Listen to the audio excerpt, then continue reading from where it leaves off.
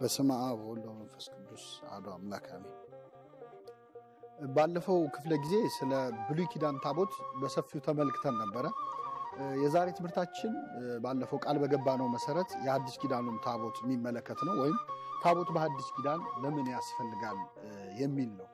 የዛሬውን ትምህርት ለመረዳት ወይም ስለ ሐዲስ ኪዳኑ ታቦት አገልግሎት ለማየት ይህንን ቪዲዮ ለምትመለከቱ ሰዎች አንድ ቅድመ ሁኔታ በመናገር ጀምራለሁ። ይሄው ምንድነው?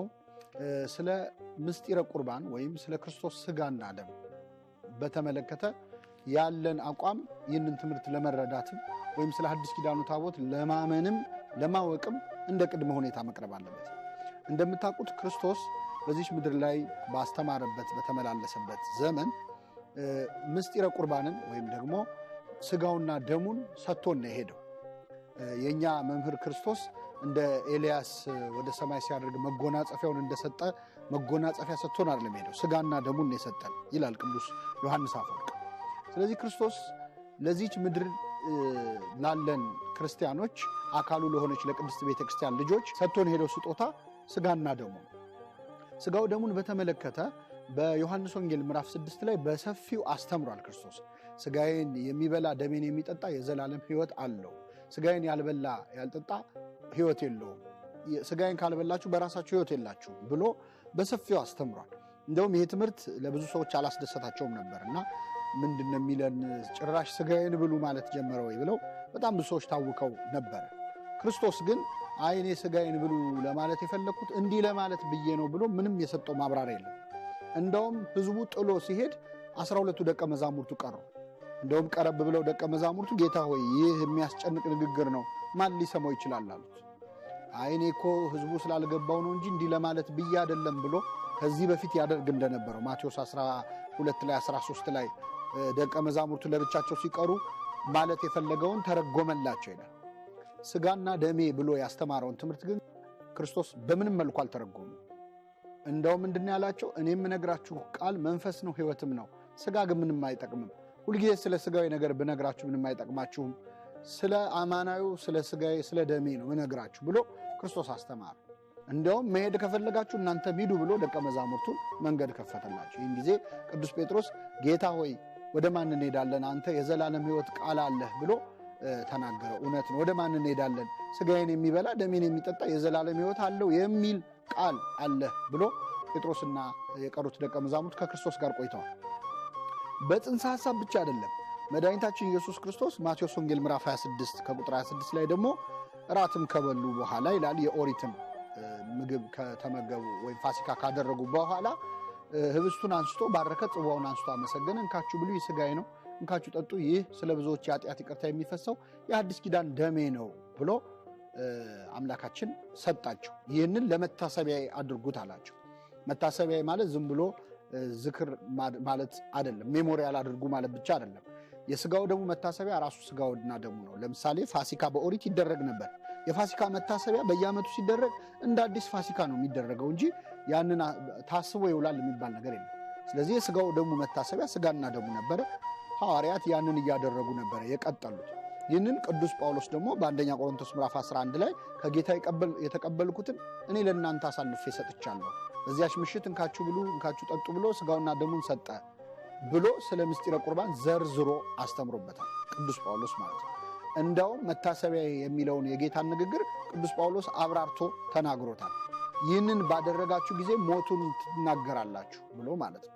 ስጋውና ደሙን ማድረግ የማንኛውም ክርስቲያን የምንጊዜም ስራ ስለሆነ ይህን ባደረጋችሁ ጊዜ የሞቱን መታሰቢያ ታደርጋላችሁ ብሎ ቅዱስ ጳውሎስ ተርጉሞታል። ስለዚህ ባጭሩ ለእኛ ለክርስቲያኖች በመጽሐፍ ቅዱስ ለምናምን ኦርቶዶክሳውያን ክርስቶስ እንካችሁ ብሉ ሥጋዬ ነው ያለው ስጋውን ነው፣ እንካችሁ ጠጡ ያለው ደሙን ነው። ሜታፎሪካል ንግግር ወይ ቅኔ አይደለም። ሥጋዬ ነው ያለው መልስ ወይም ትርጉም ቢኖረው ያብራራው ነበር። እስከ መጨረሻው ሥጋዬ ነው ያለው። ይህ በሐዲስ ኪዳኗ ቤተክርስቲያን አገልግሎት እየሰጠ የቆየ የክርስቶስ ስጋና ደም ወይም ምስጢረ ቁርባን እንዳለ የሚያሳይ ነው። እንደውም ቅዱስ ጳውሎስ ለቆሮንቶስ ክርስቲያኖች ስትበሉ እንዲያድርጉ እንዲያታድርጉ ብሎ እንግዲህ የመጀመሪያዎቹ ክርስቲያኖች ቁርባንንና ቅዳሴን አንድ ላይ ቅዳሴንና ከዛ ደግሞ ከቅዳሴ በኋላ ያለ የጋራ ማዕድ አለ። እሱን አብረው ይመገቡ ነበር። ሊተርጂ አፍተር ሊተርጂ ይባላል። ከቅዳሴ በኋላ ቅዳሴ ማለት ነው። እና ያ በቆሮንቶስ ክርስቲያኖች ዘንድ ተቀላቅሎ ከቆረቡ በኋላ ያለ ልክ በመብላት በመጠጣት የማይሆን ስጋዊ ነገር ውስጥ ሲገቡ እንዲለዩ ነገራቸው እና እንዲያርጉ እንዲያታርጉ ካለ በኋላ የቀረውን ስመጣ ደነግጋለሁ ተመልሼ ስመጣ ደነግጋለሁ ብሎ ሊተርጂካል ኢምፕሮቫይዜሽን ወይም ደግሞ የሥርዓተ አምልኮ መሻሻሎች፣ ለውጦች፣ አዳዲስ ድንጋጌዎች በቅድስት ቤተክርስቲያን ሊኖሩ እንደሚችሉ ቅዱስ ጳውሎስ አስተምሯል። ስለዚህ እስካሁን ያነሷቸው ነገሮች የሚያሳዩት ምስጢረ ቁርባን አማናዊ የክርስቶስ ሥጋ አማናዊ የክርስቶስ ደም የሚሰጥበት ያለ ቁርባን የዘላለማዊ ሕይወት የሌለ መሆኑን ነው። እኛ ክርስቲያኖች የምናምነው በየዕለቱ ዓርብ ዕለት የተቆረሰው ዓርብ ዕለት የፈሰሰው የክርስቶስ ሥጋና ደም በቤተ መቅደስ ውስጥ ይቆረሳል፣ ይፈሳል። ይህን የማያምን ሰው ከዚህ በኋላ ያለውን ይህን ቪዲዮ መመልከት አይጠበቅበትም። ምክንያቱም ሥጋውና ደሙን ለማያምን ሰው የቁርባንን አማናዊነት እውነተኛነትና ለዘላለም ሕይወት አዳኝ መሆኑን የማያምን ሰው ስለ ሐዲስ ኪዳን መሰዊያና ስለ ታቦት መማርም አያስፈልገው። ምክንያቱም በመስዋዕቱ ካላመነ በመሰዊያው ሊያምን አይችልም። ስለዚህ የዛሬ ትኩረታችን የሐዲስ ኪዳን ታቦት ተብሎ የሚጠራው በቤተ መቅደስ አገልግሎት የሚሰጠው ምንድነው? መቼ ነው የተጀመረው? አገልግሎቱ ምንድነው? ክብሩ ምንድነው? በብሉይ ኪዳን ከነበረው ታቦት ጋር ምን ያገናኘዋል? ምንስ ይለየዋል? የሚለውን ይሆናል። አብራችሁን ቆዩ። በመጀመሪያው ክፍለ ዘመን የነበሩ ክርስቲያኖች በሚሰበሰቡ ጊዜ ያደርጉት ከነበራቸው ነገሮች አንዱ እንጀራውን በመቁረስ ነበር ይተጉ የነበረው። እንጀራን በመቁረስ ቃሉን ለማገልገልና እንጀራን በመቁረስ ይተጉ ነበር የተባለው ይህ የክርስቶስ ሥጋና ደም ምስጢር ነው። ቅዱስ ጳውሎስ ደግሞ ለቆሮንቶስ ምዕመናን በሌላ ቦታ የተናገረው አንድ አስገራሚ ቃል አለ። እኛ የምንቀበለው ወይም የምንካፈለው ጽዋ የምንካፈለው ማዕድ ከጌታ ሥጋና ደም ጋር ኅብረት ያለው አይደለምን? ወይም አንድ አይደለምን? ሥጋውን ደሙን አይደለም የምንቀበለው ይላል። የምንቀበለው እንጀራ ወይም የምንካፈለው እንጀራ አንድ ሆኖ ሳለ እኛ ብዙ ሆነን እንጀራው ግን አንድ ነው። በዚህ ምክንያት እኛም አንድ ነን ይላል ቅዳሴያችን ላይ እንዘ ብዙኃን ንሕነ ብሎ አባታችን አባ ጊዮርጊስ ዘጋስጫ የቅዱስ ጳውሎስን ንግግር በዜማ ያመጣዋል። ስለዚህ አንዱን እንጀራ የምንካፈል እኛ ብዙ ስንሆን አንድ አይደለን ወይ ብሎ እንደውም የሥጋውና ደሙን ወይም የሚቀበሉትን የሚቆርሱትን እንጀራ የክርስቶስን ሥጋና ደም ምእመናንን አንድ ለማድረግ እንደ ምሳሌ አድርጎ ተጠቅሞበታል። ከዛ ለጣዖት ከሚሰዋ ነገር ጋርም ያነጻጽረዋል። የአጋንንትን ጽዋ ልትጠጡ የጌታንም ጽዋ ልትጠጡ፣ ከአጋንንትም ጽዋ ልትካፈሉ ከጌታም ማዕድ ልትካፈሉ ትችላላችሁን? አትችሉም ብሎ ይናገራል። ለጣዖት የተሰዋውን የአጋንንት ጽዋና የአጋንንት ማዕድ አለ። በቤተ መቅደስ የሚደረገውን ደግሞ ክርስቲያኖች የሚቀበሉትን እንጀራ ወይም የክርስቶስን ሥጋና ደም የጌታ ማዕድ ብሎ ጠራው። የጌታ ማዕድና የጌታ ጽዋ ብሎ ጠራው። ዛሬ በቤተ ክርስቲያናችን የሚደረገው እንግዲህ ምስጢረ ቁርባን የጌታ ማዕድ ነው። በዚህ ማዕድና ቁርባን ፊት ይላል አባ ሕርያቆስ በቅዳሴ ማርያም ላይ ሥጋው ደሙ የምንቀበልበት የምናቀርብበት የምንፈትትበት ሥርዓተ ቅዳሴ መንበሩ እና ታቦቱ በአጠቃላይ አገልግሎቱ የሚፈጸምበት ቦታ የጌታ ማዕድ ተብሎ ይጠራል፣ ወይም ቴብል ኦፍ ዘ ሎርድ ተብሎ ይጠራል። በግሪኩ ጠረጴዛ ትራፔዛ የሚለው ወርድ ማለት ነው። ጠረጴዛ ማለት ነው። በዲበዛቲ ጠረጴዛ በዚህች ጠረጴዛ ላይ ይላል ቄሱ በቅዳሴ ላይ በዲበዝንቱ ታቦት መንፈሳዊ በዚህ መንፈሳዊ ታቦት ላይ ባኖር ነው በዚህ ህብስትና በዚህ ጽዋ ላይ ፊትህን ግለጥ ይላል። ስለዚህ የጌታ ማዕድ የጌታ ጠረጴዛ ተብሎ የሚጠራው ምስጢረ ቁርባን ነው። የመጀመሪያዎቹ ክርስቲያኖች በጣም የሚገርም ነው። እንግዲህ እንደምታውቁት አንደኛ ቤተ ክርስቲያን የሚለው የክርስቲያኖች ህብረት ከመሆኑ ውጭ ህንፃ ቤተክርስቲያን አልነበረም። እንደምታውቁት ቤተ አይሁድ ለክርስቶስ በሩን ከፍታ ወለል አድርጋ የተቀበለች አይደለች። ወይም የአይሁድን እምነት የተቀበሉ ምኩራባቸውን ለክርስቶስ አልከፈቱለት።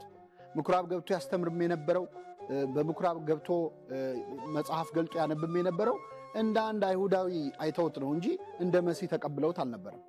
ቢቀበሉት ኖሮ ምናልባትም ክርስቶስ በኦሪት መቅደስ ውስጥ የሐዲስ ኪዳኑን አገልግሎት ማስቀጠል በቻለ ወይም ባስቀጠለ ነበር።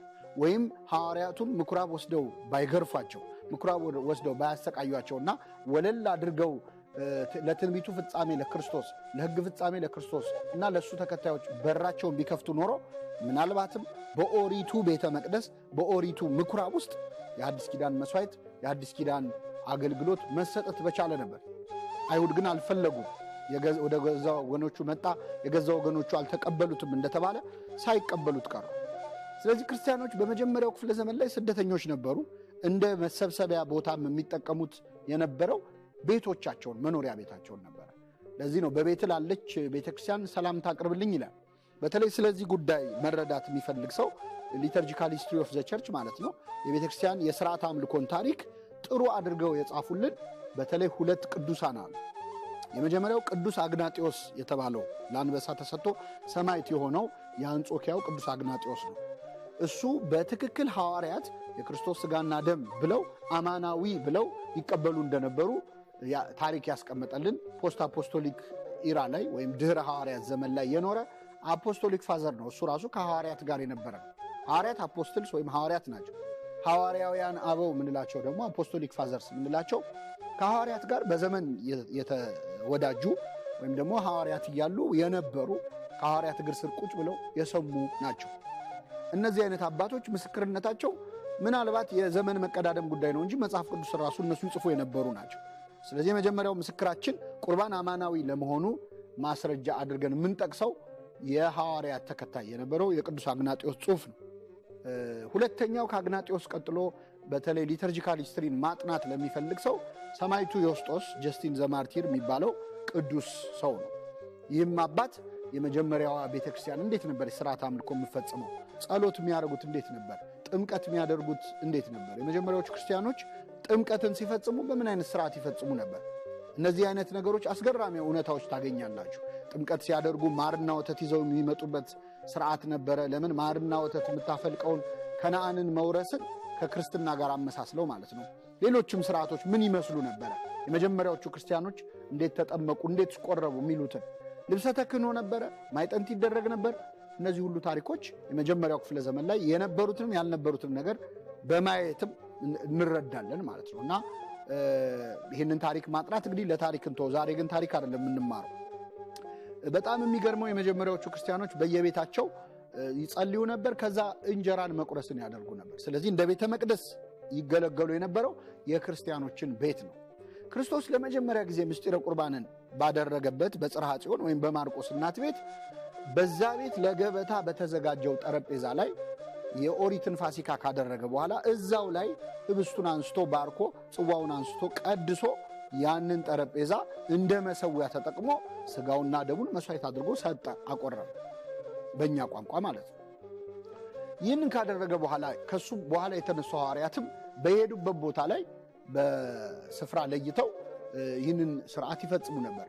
እየቆየ ሲመጣ ግን ቤተ ክርስቲያን ከብዙ ስቃይ ከብዙ መከራ በኋላ ህንፃ መገንባት ስትችል የክርስቶስ ሥጋና ደም የሚቆረስበት የክርስቶስ ሥጋና ደም የሚፈተትበት መሰዊያ ሌላ ማዕድ የሚበላበት ጠረጴዛ ሊሆን እንደማይችል ግልጽ እየሆነ መጣ ማለት ነው።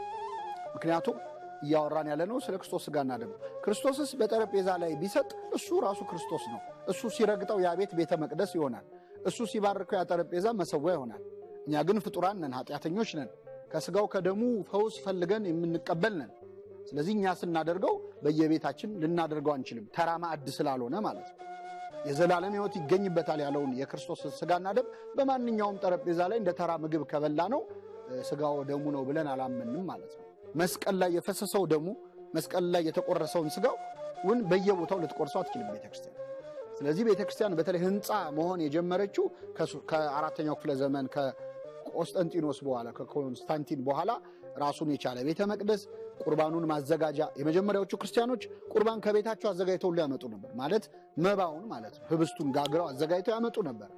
ለዚህ ነው የመጀመሪያዎቹ ጸሎቶችን ስትመለከቷቸው በዛሬው ዕለት ህብስት መባን ለሚያስገቡ ሰዎች መስዋዕቱን ላስገቡ ቀዳሚያቱን፣ አስራቱን፣ በኩራቱን፣ ብዙውን ጥቂቱን የተሰወረ የተገለጠውን ለሚያስገቡ የሚለው የቅዱስ ባስልዮስ ጸሎት ውስጥ የምናያቸው አንዳንድ እውነታዎች አሉ። ክርስቲያኖች ራሳቸው ያዘጋጅተው አኮቴቱን ያመጡ ነበር። ፕሮስፎሪዮን የሚባለው ጵርስፎራ ምንለው እኛ ማለት ነው። ያን አዘጋጅተው ያመጡ ነበር። አንዱ የምስጋና የመባ አይነት ስለሆነ ማለት ነው። ይህ ግን የመጀመሪያው ክፍለ ዘመን ላይ የነበሩ ስርዓት በትክክል ያልተሰራባቸው አይደለም። የቤተ መቅደሱ የጸሎት የቁርባን ስርዓት ቀርቶ መጽሐፍ ቅዱሱ ራሱ አሁን ያለውን ቅርጽ ለመያዝ ያልቻለበት፣ ወንጌላት 4 ናቸው፣ መልእክታት 14 ናቸው መባል ያልተቻለበት ዘመን ነበር። ስለዚህ በዛ ዘመን ገና መስመር እየያዘ ነበረ የቅዱስ ጳውሎስ ራሱ እኮ ገና ድንጋጌዎችን ወይም ሕግጋትን ስርዓትን ሰርቶ እንዳልጨረሰ እኮ ያስረዳል አነጋገሩ። የቆሮንቶስ 11 ንግግሩ ምንድን ነው? በምትሰበሰቡ ጊዜ ልትበሉ ስትሰበሰቡ እንዲህ አታድርጉ፣ ስጋዊ ማዕድ ከመጠን በላይ አትመገቡ፣ አለዚያ ሰው በየቤቱ ይብላ፣ እዚህ የመጣችሁ አትሳከሩ፣ አንዱ ይጠግባል ሌላው ይሰክራል፣ ይራባል ሌላው ይሰክራል እያለ የቆሮንቶስ ምዕመናንን ይወቅሳቸዋል። ከዛ ስጋውን ደሙን ከመብላቱ በፊት ደግሞ ሰው ራሱን ይፈትን፣ ከዛ በኋላ ከስጋው ይብላ ከደሙ የሚጠጣ ሳይገባው የጌታን ስጋና ደም ቢበላ ግን የጌታ ስጋና ደም ዕዳ አለበት። ይህንን ደፍረው በልተው ጠጥተው የሞቱ የታመሙ በጣም ብዙ ሰዎች አሉ ብሎ ተናግሯል። እንግዲህ ተራ ማዕድ ቢኖር እስከ ሞት ድረስ መቅሰፍት ሊመጣ ይችላል። ይህን ካለ በኋላ ግን ምን አላቸው ለቆሮንቶስ ክርስቲያኖች? የቀረውን ስመጣ ደነግጋለሁ ነው ያለው። ይህ ማለት ነው ምን ማለት ነው? በሌላ የቆሮንቶስ መልእክት ላይ ጳውሎስ ተመልሶ መጣ እንዲህ ብሎ ደነገገ የሚል አልተጻፈም። እኛ ግን እናውቀዋለን የዚቹ የቆሮንቶስ ቤተክርስቲያን ልጆች ስለሆንም ማለት ነው። ቁርባን እንዴት መደረግ እንዳለበት ቅዱስ ጳውሎስ በዝርዝር ከሱም በኋላ የተነሱ አባቶች በዝርዝር አስተምረው ስርዓት ሰርተው ሄደዋል። በሂደት ግን ዘመኑ እንደፈቀደ መጠን ኢምፕሮቫይዝ እየተደረገ ቅርጽ እየያዘ የ2000 ዓመታት ሂደት አልፎ ነው ማለት ነው ዛሬ ያለው የቅዳሴ ዛሬ ያለው የቁርባን ስርዓት ላይ ደረሰ።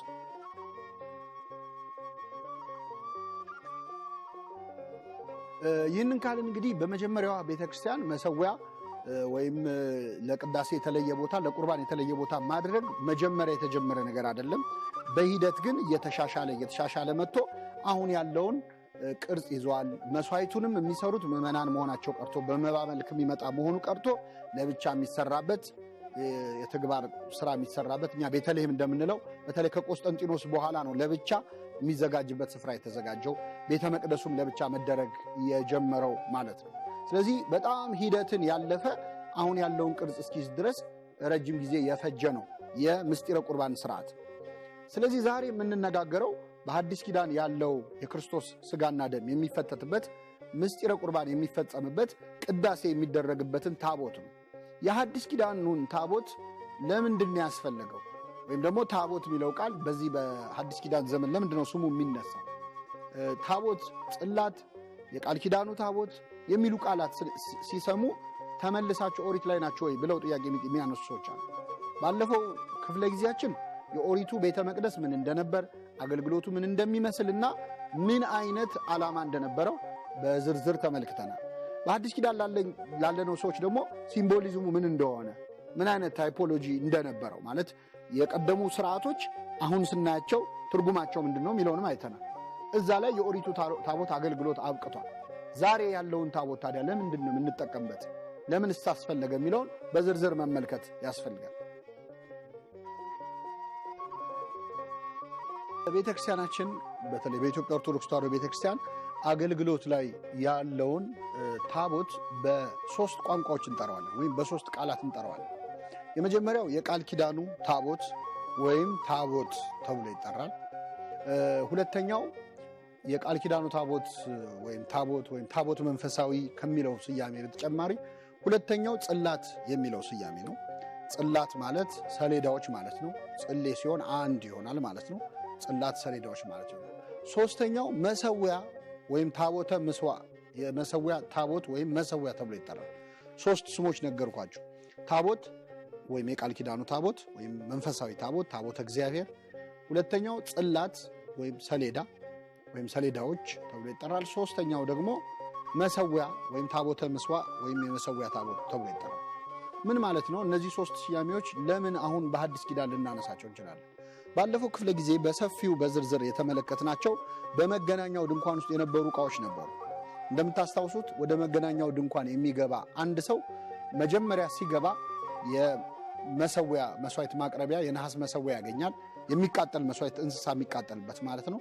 ቀጥሎ የሚታጠብበት የእጅ መታጠቢያ ሰን ያገኛል። ከዛ ወደ ደብተራ ኦሪት ይገባል። ደብተራ ኦሪት ውስጥ ሲገባ ሶስት ዕቃዎች ያገኛል። መቅረዝ ያገኛል፣ የገጸ ኅብስት ገበታ ያገኛል፣ የዕጣን መሰዊያ ያገኛል። ከዛ ወደ ውስጠኛው ክፍል ወደ ቅድስተ ቅዱሳን ደግሞ ሲገባ የቃል ኪዳኑን ታቦት ያገኛል። የቃል ኪዳኑ ታቦት ውስጥ ደግሞ ሶስት ዕቃዎች ያገኛል ብለን ነበር። የመጀመሪያው ጽላት ነው፣ ሁለቱ ሰሌዳዎች ማለት ነው፣ 10ቱ ትእዛዛት የተጻፉበት። ሁለተኛው የአሮን በትር ነው። ሶስተኛው የተሰወረ መና ያለበት የወርቅ መሶብ ነበር። ይህ በኦሪት የነበረው ስርዓት ነው። አሁን በሐዲስ ኪዳን እነዚህ የኦሪት የነበሩ ዕቃዎች ያላቸውን ትርጉምም በደንብ አብራርተን ለመመልከት ሞክረን ነበር። አሁን በሐዲስ ኪዳን ግን የኢትዮጵያ ኦርቶዶክስ ተዋሕዶ ቤተክርስቲያን አሁን ለኢትዮጵያውያን እያወራው ስለሆነ ነው እንጂ መጣበታለሁ የሌሎቹን። የኢትዮጵያ ኦርቶዶክስ ተዋሕዶ ቤተክርስቲያን ታቦት፣ ጽላትና መሰዊያ ብላ የምትጠራው አንድ ዕቃ ነው። ስለ አንዱ ዕቃ በሶስት ስያሜ ትናገራለች። የቃል ኪዳኑ ታቦት፣ ጽላትና መሰዊያ። ለምንድን ነው እንደዛ ብለን የምንጠራው? ወደ እሱ ከመምጣቴ በፊት አንዳንድ ሰዎች ገና የታቦት ርዕስ ሲነሳ ታቦታችን ኢየሱስ ክርስቶስ ነው የሚል ቃል ይጠቀማሉ። ወይ ደግሞ እኛ ራሳችን ታቦት ነን፣ የእግዚአብሔር ማደሪያ ነን ብሎ ይናገራሉ። ሁለቱም ሐሳብ ልክ ነው። በነገራችን ላይ አንዱን አብርቶ አንዱን ማጥፋት የሚባለው አስተሳሰብ ነው ስህተት የሆነው። ታቦታችን ኢየሱስ ክርስቶስ ነው ወይ? አዎ ኢየሱስ ክርስቶስ ነው። ክርስቶስ ታቦት እንደሚባል ባለፈው በደንብ አብራርተን በደንብ ተምረናል፣ አንስተናል። ጽላት ተብሎ እንደሚጠራም አብራርተን ተምረናል። ቅዱስ ኤፍሬም ሶርያዊም በእሁድ ውዳሴ ማርያም ላይ አብራርቶታል። ታቦት ተብሎ የሚጠራው ክርስቶስ እንዴት እንደሆነ የእግዚአብሔርን ቃል ይመስልልናል ብሎ ስለ ክርስቶስ ተናግሯል ማለት ነው። ስለዚህ ክርስቶስ በታቦትም በጽላትም ተመስሎ በቤተክርስቲያን መጽሐፍት ላይ እናገኘዋለን። ክርስቶስ ታቦት የሚባልበት አገባብ አለ። ከክርስቶስ ውጭ ግን ታቦት የሚለው ስም ለማንም አይገባም ማይልም መጽሐፍ ቅዱስ። እኛም ታቦት ተብለን ተጠርተናል። ቅዱስ ጳውሎስ በድንጋይ ጽላት ያልሆነ በልብ ጽላት የተጻፈ መልእክታችን እናንተ ናችሁ ብሏል። ስለዚህ እኛም ጽላት ተብለን እንጠራለን። እንደውም አንዳንድ ሰዎች የደብተራ ኦሪትን ወይም የድንኳን የመገናኛውን ድንኳን ቅርጽ ከሂውማን አናቶሚ ጋር ለማመሳሰልም ይሞክራል። በተወሰነ መልኩ ሴንስ ሊሰጥ ይችላል ለሚያየው ሰው። ምንድነው የደብተራ ኦሪት ላይ ያለውን የሰውን ስትራክቸር ድንኳኑን ስትራክቸር ስታዩት የሰው አካል ስትራክቸር ይመስላል። ታቦቱ ያለበት ቦታ የሰው ብሬን ያለበት ቦታ፣ የሰው ማሰቢያው አካሉ ህሊናው ያለበት ቦታ ላይ ነው ያለውና የልብ ወይም የማስተዋልም ቦታ የታቦቱ ቦታ ላይ ነው። በልብ ጽላት ላይ የተጻፈ ቅዱስ ጳውሎስ የሚለው እሱን ነው። ልክ በዛ በታቦቱ ላይ በጽላት ላይ የተጻፉ ቃላት አልነበሩ? በእኛ ልብ ላይ የሚጻፈው ደግሞ የእግዚአብሔር ቃል የሚጻፍበት ጽላት ሰውነታችን የሚመራው ብሬናችን ወይም ማይንዳችን። ከዛ ወረድ ስትሉ ከታቦቱ ቀጥሎ ያሉት ቦታዎች የገጸ ህብስት ገበታ፣ መቅረዝ እና የዕጣን መሰዊያ ደግሞ ልክ እንግዲህ ከአናቶሚ አንጻር ሳምባችን ያለበት ቦታ ጭስ የሚጨስበት ማለት ነው። ምግብ የሚቀመጥበት የሰውነታችን አካል እያለ እንግዲህ እየወረደ ይመጣል ማለት ነው። የምንናጻበት ቦታ፣ የመታጠቢያ ሰን ያለበት ቦታ ሰው ንጽህናውን የሚጠብቅበት ራሱን የሚያጸዳበት የሰውነት አካሉን ያመለክታል የሚል ያው ትንሽ ሙሉ ባይገጥምም ጥሩ አናሎጂ ሊመስል የሚችል ነገር ይነገራል። ስለዚህ የሰው ሰውነት ራሱ የእግዚአብሔር ማደሪያ ነው፣ መቅደስ ነው። ባለፈውም ብለናል። ሰው ሁሉ ካህን የሚሆነው በራሱ መቅደስነት ላይ ነው።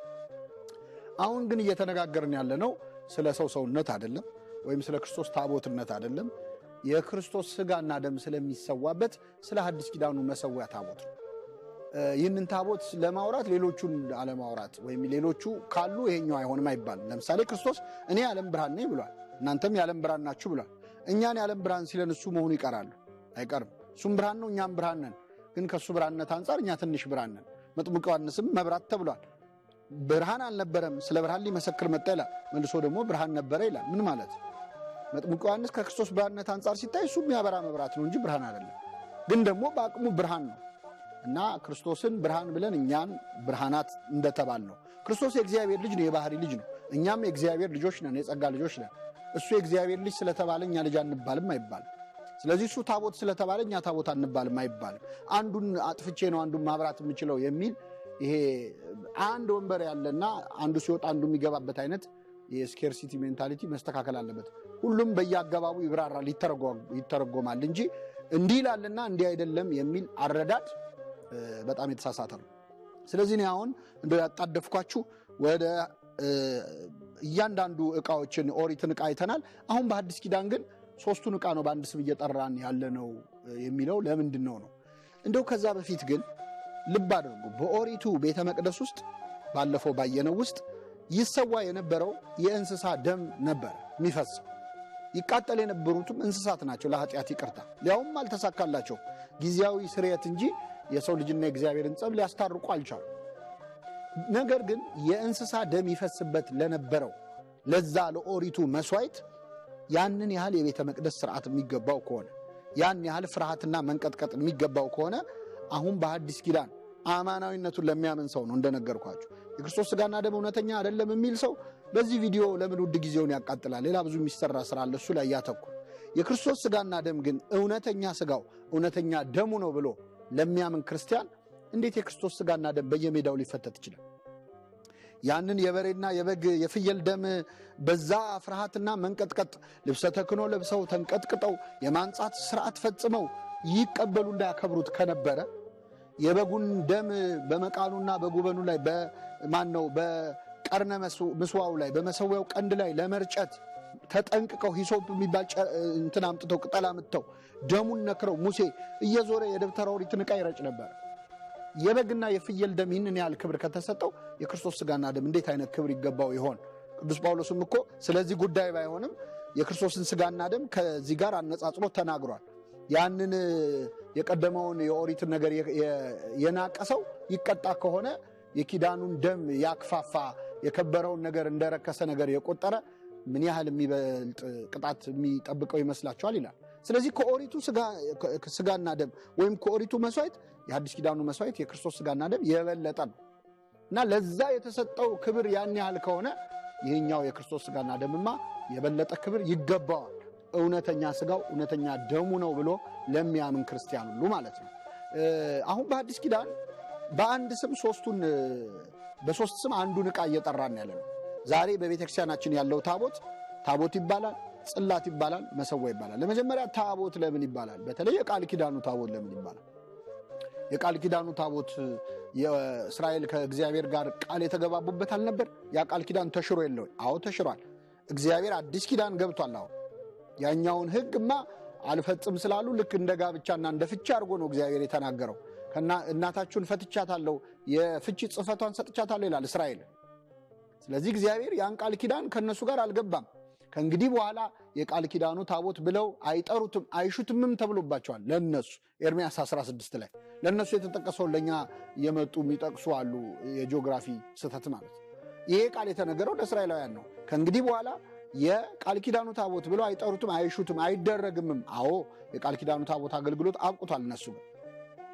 ታዲያ አሁን ለምንድን ነው የቃል ኪዳኑ ታቦት ምንለው ከተባለ ክርስቶስ ማቴዎስ ወንጌል ምዕራፍ 26 ቁጥር 26 ላይ ስለ ሌላ ኪዳን ነገረና እንካችሁ ብሉ ይህ ሥጋዬ ነው፣ እንካችሁ ጠጡ ይህ ስለ ብዙዎች ለኃጢአት ይቅርታ የሚፈሰው የሐዲስ ኪዳን ደሜ ነው ብሏል። ስለዚህ ክርስቶስ ለኛ አዲስ ኪዳን ገብቷል። ይኸውም የክርስቶስ ሥጋና ደም ነው። ምንድነው ኪዳኑ? ሥጋዬን የሚበላ ደሜን የሚጠጣ የዘላለም ሕይወት አለው የሚል ነው። ምን ኪዳን አለ? ከዚህስ በላይ ምን ኪዳን አለ? እንደውም ለእስራኤል ከነዓንን ትወርሳላችሁ ነበር ኪዳኑ፣ ቃል ኪዳኑ። ሕጌን ብትፈጽሙ በሲና ተራራ የተገባባነውን ቃል ብታደርጉት ከነዓን ትገባላችሁ ነው። እኛን ግን የዘላለም ሕይወት ትወርሳላችሁ። ኧረ ከዛም አልፎ ሥጋዬን የሚበላ ደሜን የሚጠጣ እኔ በእርሱ እኖራለሁ እርሱም በእኔ ይኖራል ነው ያለው። ካልበላችሁ ካልጠጣችሁ ደግሞ ሕይወት የላችሁም ነው ያለው። ከዚህ የተሻለ ኪዳን ካለ ማንም ሰው ይከራከር። ከዚህ በላይ ኪዳን ምን አለ? እንካችሁ ብሉ ይህ ሥጋዬ ነው ለኃጢአት ይቅርታ የሚፈስ የሐዲስ ኪዳን ደሜ ነው ያለው። ስለዚህ አሁን የዛሬውን ታቦት የቃል ኪዳኑ ታቦት እንለዋለን። አሁን እንለዋለን። ከእስራኤል ጋር ነው አይደለም። እኛ የነፍስ እስራኤላውያን አለን። እኛ ከነሱ ምን በልጥ ማለት አዲስ ኪዳን ለኛ ገብቶልናል። የሥጋው ደሙ ኪዳን ነው። ስለዚህ የቃል ኪዳኑ ታቦት ሊባል ይገባሉ። አዎ አንዳንድ ሰው በዘልማድም ታቦተ ሕጉ ይላል። ምን ችግር አለ? የሕግ ፍጻሜ ክርስቶስ አይደል እንዴ? ታቦተ ሕጉ የክርስቶስ ሥጋና ደም የሕግ ፍጻሜ የሆነ የክርስቶስ ሥጋና ደም የሚፈተትበት ታቦተ ሕጉ ብንለው ምንም አያስደነግጥም። ምክንያቱም ሕግን ሁሉ የፈጸመ ክርስቶስ ስለሆነ ማለት የሕግ መደምደሚያ ራሱ መድኃኒታችን ኢየሱስ ክርስቶስ ስለሆነ። ሁለተኛው ስያሜ ከታቦት ከሚለው ውጪ ጽላት የሚለውን ቃል እንጠቀማለን። ጽላት የሚለውን ቃል ለምን ነው የምንጠቀመው? ሰሌዳ የሚለው ቃል ያኛው 10ቱ ትእዛዛት የተጻፈበት ነበር። ይሄኛውስ ጽሑፍ የተጻፈበት ታቦት ስለሆነ ነው። ተመልሼም መጣበታለሁ። በአጭሩ ግን እላዩ ላይ ልክ እንደ 10ቱ ትእዛዛት ጽሑፍ ስላለበት ሰሌዳ ሆኖ በላዩ ላይ ጽሑፍ ስለሚጻፍበት ጽላት ተብሎ መጠራት አሁን ዛሬ ለምንጠቀምበት ታቦት ይገባዋል። ሶስተኛው ስያሜ መሰዊያ የሚለው ቃል ነው። ምስዋ የሚለው ወይም መሰዊያ የሚለው ቃል ነው። ለምንድን ነው መሰዊያ ብለን የምንጠራው ከተባለ የክርስቶስ ሥጋና ደም ስለሚሰዋበት ነው። እንደነዛ እንደ ኦሪት ሊቃነ ካህናት ያለ መስዋዕት አይደለም። እንደ ኦሪት ሊቃነ ካህናት ያለ ሊቀ ካህናትም አይደለም። እኛ ሌላ አዲስ ሊቀ ካህናት አለን። እነሱ በኦሪት የነበሩት ሊቃነ ካህናት በተለይ ሊቀ ካህናቱ በየጊዜው አንድ ጊዜ ለራሱ አንድ ጊዜ ለሕዝቡ ኃጢአት ዕለት መስዋዕትን ያቀርብ ይገባው የነበረ የቀድሞ ሊቀ ካህናት ነው። ሊያውም ዘመን የሚገታው በሞት የሚገታ። እኛ ግን እንደነዛ ደጋግሞ ሊቃነ ካህናት ደጋግሞ መስዋዕት ማቅረብ የማያስፈልገው ራሱን ባቀረበ ጊዜ አንድ ጊዜ ፈጽሞ አድርጓል የተባለ አንዴ ባቀረበው መስዋዕት ለዘላለም ስርየት የሚሰጥ የአዲስ ኪዳን ሊቀ ካህናታችን ክርስቶስ ነው። መደጋገም የማያስፈልገው መስዋዕት ያቀረበ። ምንድነው መስዋዕቱ የሚያቀርብልን? የገዛ ስጋውና ደሙን ነው። እነዛ ሊቃነ ካህናት በግ ነው እየጎተቱ እያመጡ ይሰው የነበረው።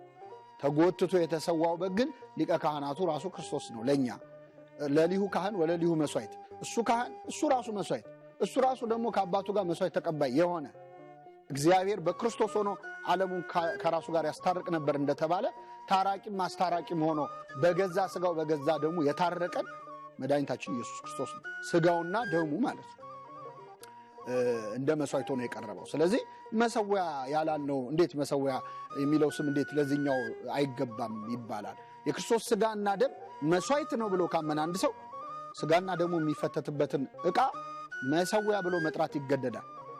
አይ መጽሐፍ ቅዱሳዊ መሰረት የለውም ወይ? አለው። በደንብ ነው ያለው መጽሐፍ ቅዱሳዊ መሰረት። እንደው ሌላውን ማገናኘታችንን ትተን እስቲ አንድ ሁለት ጥቅሶች ልንገራችሁ። ለምሳሌ ትንቢተ ኢሳይያስ ላይ እግዚአብሔር አንድ የተናገረው ቃል አለ። የእግዚአብሔር ስም በግብፅ የታወቀ ይሆናል ይላል።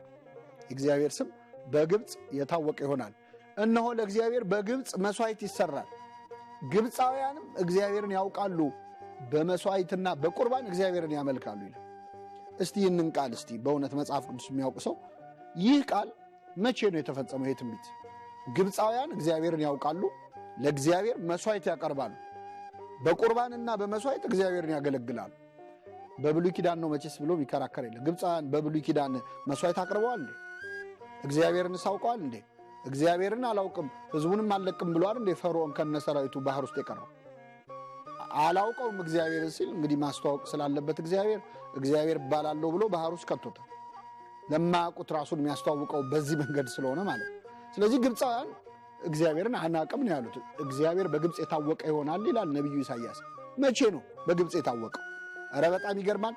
ለእግዚአብሔር መሰዊያ በግብፅ ይሰራል ይላል። ግብፅ ውስጥ እግዚአብሔር መስዋዕት እንዲቀርብለት ፈቃደኛ ነበረ? እስራኤልን ከግብፅ ያወጣው ለምንድን ነው? ያገለግለኝ ዘንድ ይሰዋልኝም ዘንድ ሕዝቤን ልቀቅ ነው ያለው ፈርዖን። እግዚአብሔር በግብፅ መስዋዕት እንዲሰዋለት አልፈለገም። ድፍረት ነው ራሱ በግብፅ ለእግዚአብሔር መሰዋት። እንደውም ፈርዖን ግብፃውያን እስራኤላውያን አገሩን ለቀው ሊሄዱ እንደቆረጡ ሲያይ በቃ ረቃችኋት ወይ እዚሁ ሰው ለአምላካቸው አለ። መጀመሪያ ፈርዖን በጣም እኮ አስገራሚ ተደራዳሪ ነው ፈርዖን። በነገራችን መጀመሪያ ምን አለ? እዚሁ ሰው አለ። ሙሴ አንሰዋም አለ። አንደኛ ግብፅ ውስጥ እግዚአብሔር እንዲሰዋለት አይፈልግም። ሁለተኛ ከሰው የሚሰውት እንስሳ ነው። ግብፃውያን ደግሞ የሚያመልኩት እንስሳ ነው። አምላካቸውን ሲያቃጥሉ ሲያዋቸው ዝም ይሏቸዋል። ስለዚህ አይሆንም፣ እዚያ አንሰዋም አለ። እሺ እንግዲያውስ ርቃችሁ አትሂዱ፣ ሰው ግን በቅርብ ርቀት ሰው አላቸው ፈርዖን። አንፈልግም፣ አንሰዋ። ለምን? ከግብፅ ውጡ ነው የተባለው፣ አንሰዋ። ሶስተኛ እሺ እናንተ ወንዶቹ አገራችሁ ሄዳችሁ ሰው፣ ሴቶቹና ሕፃናቱ ይቅሩ አለ። መቼስ እናትና ሚስትና ልጆቹን ጥሎ የሄደ ባል ተመልሶ መምጣቱ አይቀርም ብሎ እኮ አይሆንም አለ። እሺ በቃ ሁላችሁም ሂዱ፣ ግን እንስሶቻችሁ፣ ከብቶቻችሁ፣ የቤት እንስሳቶቻችሁ ይቅሩ አለ። አንዲት ሰኮና አትቀርም አለ ሙሴ። ግብፅ ውስጥ አንሰዋም፣ ራቅ ብለን በቅርብ ርቀትም አንሰዋም፣ ልጆቻችንም ጥለን አንሄድም፣ እንስሳ ኮቴ እንኳን ጥለን አንሄድም። ሰኮና በቃ ውጡልኝ ያለው ፈርዖን ለዚህ። ስለዚህ እግዚአብሔር በግብፅ እንዲሰዋለት አይፈልግም። ኢሳይያስ ታዲያ ምን ማለቱ ነው? ግብፃውያን እግዚአብሔርን ያውቃሉ፣ በግብፅ መሰዊያ ይሰራል፣ በቁርባንና በመስዋዕት እግዚአብሔርን ያመልካሉ። ምን ማለት ነው? በቁርባን ግብፃውያን ቁርባን ሊያቆርቡ ነው ማለት። የእህል ቁርባን ከእህል ወገን የሚቀርበው ቁርባን ይባላል፣ ከእንስሳ ወገን የሚቀርበው መስዋዕት ይባላል። ይሄ መቼ ነው የተፈጸመው? በአዲስ ኪዳን ነዋ። ግብፅ ውስጥ መስዋዕት የተሰዋው ከክርስቶስ በኋላ ነው። አሁን ዛሬ ያለችው የግብፅ ቤተክርስቲያን ናታ። ምንድን ነው የምታቀርበው መስዋዕት? ስጋው ደሙ ነዋ። መስዋዕትም ቁርባንም ብለን ጠራዋለን። መስዋዕት የምንለው ከእንስሳ ወገን የሚፈሰውን ነበር ድሮ። ቁርባን የሚባለው ከእህል ወገን ነው። አሁን ዛሬ የምንቆርበው ቁርባን ተብሎ ይጠራል። ለምን? ከእህል ወገን፣ ከስንዴ ከወይን ወገን ነው የሚሰራው። እንደ ቁርባን ከእህል ወገን ነው። ከቅዳሴው በኋላ ግን መስዋዕት ሲሆን ደግሞ ስጋና ደም ስለሚሆን መስዋዕትም ቁርባንም ብለን የምንጠራው ያው አንዱን የክርስቶስ ስጋና ደም ነው። ስለዚህ በግብጽ የተሰራው መሰዊያ ታቦቱ ነው፣ ታቦተ ምስዋው ነው። ክርስቲያን አልተር ነው የሚሰዋው መስዋዕት ደግሞ የክርስቶስ ስጋና ደም። አንድ ሊጨምርላችሁ ለግብጽ ብቻ እንዳይሆን ደግሞ ይሄ ጥቅስ ለግብጽ ነው ሌላ ሀገር አልተባለም ደግሞ ሚል እንዳይኖር ትንቢተ ሚልክያስ ላይ ደግሞ እግዚአብሔር ምን አለ? ከፀሐይ መውጫ እስከ መጥለቂያ ድረስ ስሜ በአሕዛብ ዘንድ ታላቅ ይሆናል፣ ስለ ስሜ ዕጣንን በየስፍራው ያጥናሉ፣ ቁርባንን ስለኔ ያቀርባሉ አለ። አሕዛብ እስራኤላውያን አላለም። አሕዛብ ጀንታይልስ ቢባል ከእስራኤል ውጭ ያሉት ስሜ በአሕዛብ ዘንድ ይታወቃል ከፀሐይ መውጫ እስከ መጥለቂያ ድረስ። መቼ ነው እግዚአብሔር በአሕዛብ ዘንድ የተመለከው? ጭራሽ መስዋዕት ቁርባን ቀረበለት። በአዲስ ኪዳን ነው መስዋዕትና ቁርባን የተባለው የክርስቶስ ስጋና ደም። ስለዚህ መሰዊያ የተባለው ክርስቲያን አልተር የተባለው ዛሬ የምንቀበለውን ስጋና ደም የምንቆርስበት የምንፈትትበት የክርስቶስ ስጋና ደም መሰዊያ ታቦት ነው። መስዋዕት የሚባለው ለዚህ ነው።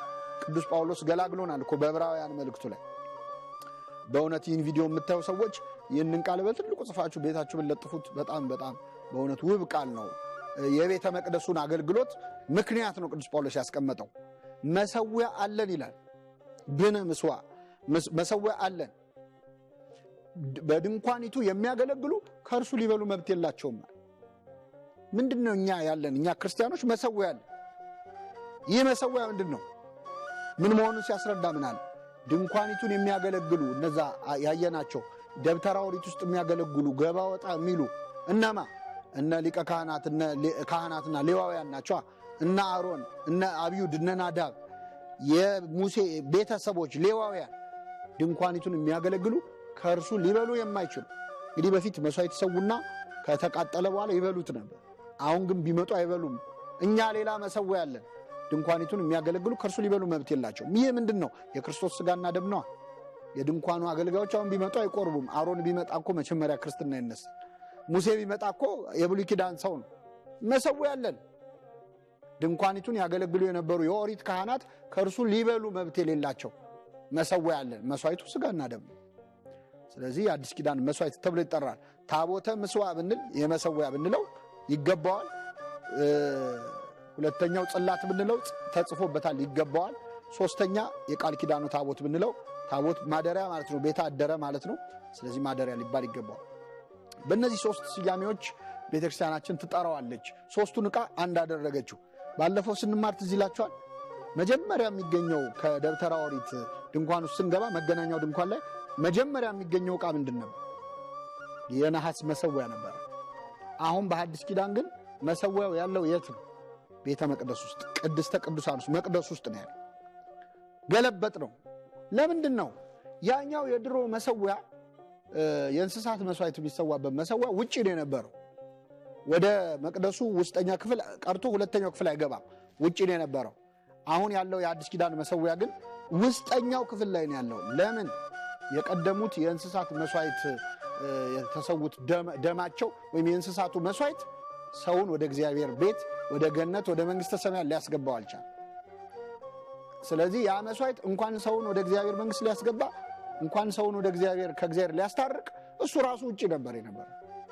መስዋዕቱም የእንስሳ ነው፣ መሰዊያውም ውጪ ነው።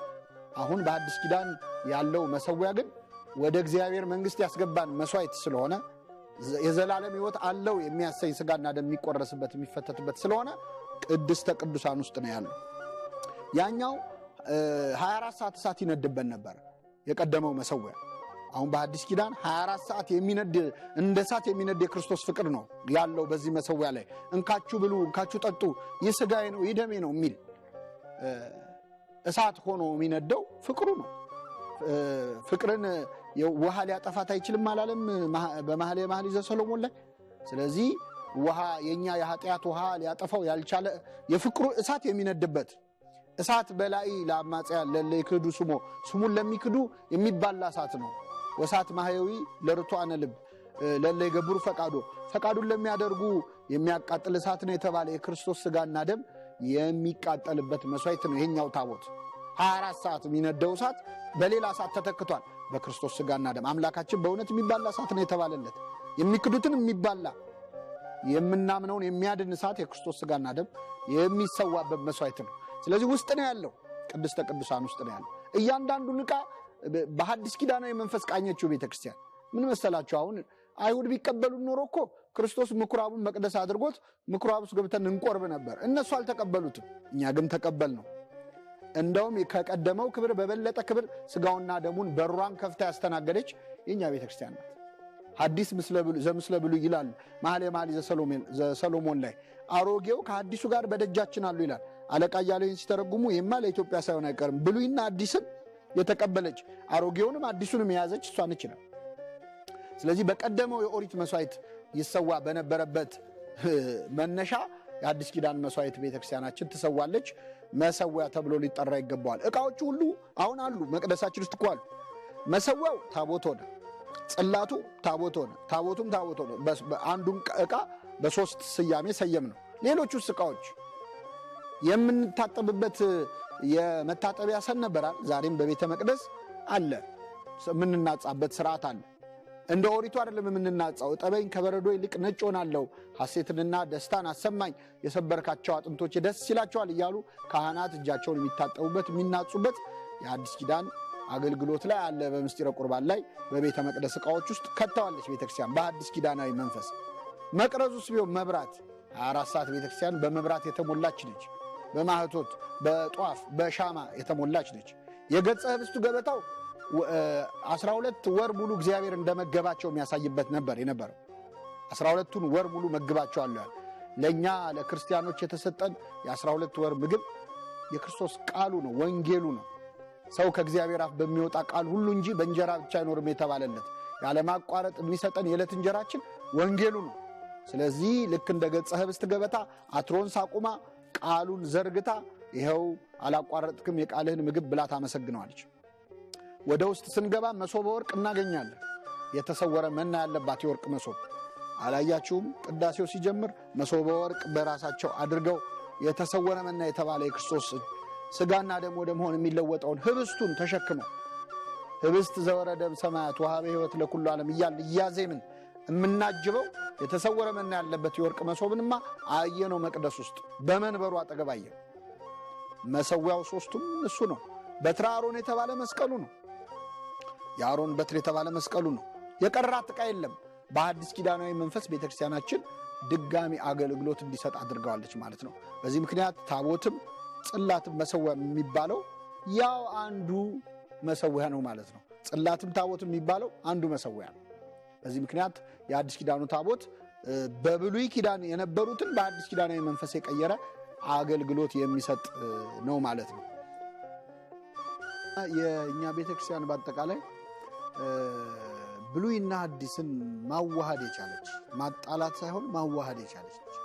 በተለይ ቅዳሴን በትክክል እየተረዳችሁ ማስቀደስ ስትጀምሩ እያንዳንዱ አሁን የተናገርኳቸው ነገሮች መሶበ ወርቁ ሲገባ አንቲውቱ መሶበ ወርቅ እንተ ውስቴታ መና ህቡ እያልን ነው ገና ቅዳሴያችን የምንጀምረው።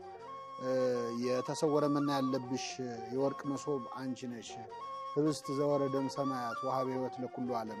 ዲያቆናቱ መሶበ ወርቁን ይዘው ወደ ቤተ መቅደስ ሲገቡ እኛ ያን የኦሪት ቤተ መቅደስ የተሰወረ መና ሌላ አይደለም። አሁን እኛ ሌላ መና አግኝተናል። እሱም ክርስቶስ ነው። አባቶቻችሁ መና በሉ ሞቱም፣ እኔ ግን ሰው በልቶት እንዳይሞት የምሰጠው መና ስጋዬ ነው፣ የሕይወት እንጀራ እኔ ነኝ ያለው አዲሱን መና ያስገኘችው መሶበ ወርቅ አንቺ ነሽ፣ ህብስት ዘወረደም ሰማያት ወሀበ ሕይወት ለኩሉ ዓለም እያልን ነው ገና ቅዳሴው ሲጀመር ከኦሪቱ ዕቃ መሶበ ወርቁን ስበን የምንጀምረው። መሀል ላይ ደግሞ ማይጠንት ዘወርቅ እንተ ጾርኪ ፍመ እሳት፣ እዛ መሀል ሁለተኛው ክፍል ላይ እሳት የተሸከመ ማይጠንት አልነበር? የወርቅ ማይጠንት ወይም የወርቅ ዕጣን መሰዊያ አልነበር? ስለዚህ ማይጠንት ዘወርቅ እንተ ጾርኪ ፍመ እሳት፣ እሳት የተሸከምሽ የወርቅ ማይጠንት አንቺ ነሽ ብለን እመቤታችን ድንግል ማርያም ማይጠንቱ እንደሆነች ውስጡ ያለው ፍም ደግሞ እሳቱ ልጇ እንደሆነ ራሱን የተወደደ መስዋዕት ዘአይረገ ለአቡሁ ርሶ ዕጣነ፣ ለአባቱ ራሱን ዕጣን አድርጎ ያሳረገ የእግዚአብሔር ቃል ነው ውስጡ ያለው እና አሁን እኛ ሌላ ዕጣን ሌላ የዕጣን መሰዊያ አንፈልግም። የዕጣን መሰዊያችን አንቺ ነሽ፣ ዕጣኑ ደግሞ ክርስቶስ ነው። ዕጣን ይእቲ ማርያም፣ አንቺም ዕጣን ነሽ። ያው የዕጣን ልጅ ዕጣን አይደል? የሰው ልጅ ሰው እንደሆነ አንቺም ዕጣን ነሽ ዕጣኑ እቱስ መዘውስ ተከርሳ ዘይት ሚያዝ ከሆዷ ከማህፀኗ ውስጥ መዓዛው የሚሸተው እውነተኛው ዕጣን ክርስቶስ ነው። የኃጢአታችንን ሽታ ያራቀው ዕጣን ለአባቱ የተወደደ መስዋዕት አድርጎ ራሱን እንደ ዕጣን ያሳረገ ልጅሽ ነው እያልን እንዴት ልበላችሁ በዜማ ባህር እየተዋኘ ብሉይና ሐዲስን አንድ ላይ አሰናስላ እግዚአብሔርን ማመስገን የቻለች ነው። ዝውቱ ሲባል ሰምታችኋል። ይህ የተመረጠ የዕጣን ጊዜ ነው፣ እግዚአብሔርን የማመስገን ጊዜ ነው ብለው ከመላእክቱ ምህረት ለሚካኤል ብስራት ለገብርኤል ተሰጠው፣ ለሰሎሞን ጥበብ ለዳዊት መንግስት ተሰጠው፣ ለሕግ ለሙሴ ተሰጠ፣ አሮን ደግሞ ለክህነት ተሰጠው ይልና ከዚህ በኋላ መተርጎም ይጀምራል። ለማርያም ድንግል ንጽሕት ሰምራ አብ ዋሰርገዋ ደብተራሃ ለማይደረ ፍቁር ወልዱ ንጽሕት ድንግልን ወደዳት፣ ድንኳን አድርጎ አስጌጣት፣ ለተወደደ ልጁ ማደሪያ ትሆን ዘንድ የምስክር ድንኳን አደረጓት። ጌታ እንደተናገረ የተመረጠው ካህን አሮን ደግሞ በመካከሉ የተመረጠውን ዕጣን ያሳርጋል እያሉ በእውነት እንዴት እንግለጸው? ብሉይና ሐዲስ እንደ አንድ አድርገው ነው አባቶቻችን። አንዴ ደብተራ ኦሪት ይወስዱና መልሰው አምጥተው እዚሁ ያስቀምጠዋል። ወአሮን ካህን በማይከላይ አርግ ዕጣነ ህሩየ ያችኛዋ ውስጥ ዕጣን አሮን ያሳርግ ነበር። አሁን ደግሞ እኛ እውነተኛው ዕጣን ያረገባት ድንኳን አንቺ ነሽ፣ ድንግል ማርያም ነሽ። ልጅሽ ደግሞ ዕጣን ነው። ከዛ በኋላ ሱራፌል ይሰግዱ ሎቱ ወኪሩቤል ይሴብህዎ ቅዱስ ቅዱስ እያሉ ሱራፌል ነው የሚያመሰግኑት።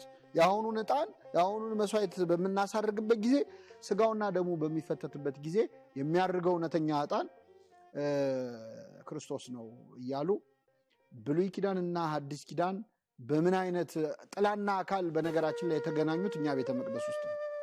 ጥላውንም አካሉንም ተራ በተራ ማየት የሚችለው አንድ ሰው በዛ ነው። ስለዚህ መሰዊያ፣ ድንኳን፣ መስዋዕት የሚለው ስያሜ ለሐዲስ ኪዳኑ ታቦትና ለቤተ መቅደስ አገልግሎት እጅግ የተስማማ ነው። ሁለተኛው ጽላት የሚለው ስም ነው። ሶስተኛው ጽላት ማለት ሰሌዳ ማለት ነው። ጽላት ሲሆን ሰሌዳዎች፣ ጽሌ ሲሆን አንድ ይሆናል ማለት ነው። በጽላቱ ላይ ምንድን ነው የተጻፈው?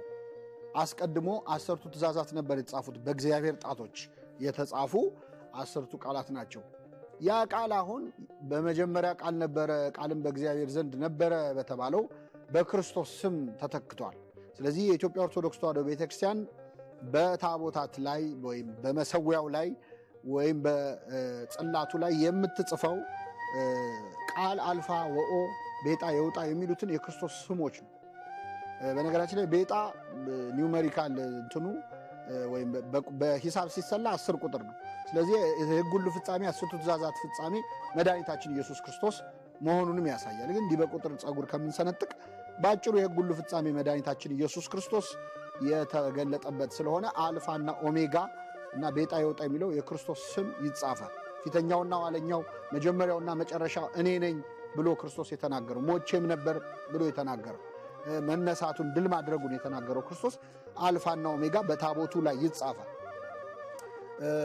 የክርስቶስ ስም የተጻፈበት ነው አልፋ እና ወኦ የሚለው የክርስቶስ ስም። ስለዚህ የተጻፈበት ስለሆነ ጽላት ወይም ሰሌዳ ወይም ታብሌት የሚለው ስም ይገባል። እኔ በጣም የሚገርመኝ ታቦትን ጣዖት ነው ብለው ለመናገር የሚዳፈሩ ሰዎች፣ በተለይ አዲስ ኪዳኑን መሰዊያ ጣዖት ነው የሚሉ ሰዎች አልፋና ኦሜጋ የሚል ጣዖት አለው።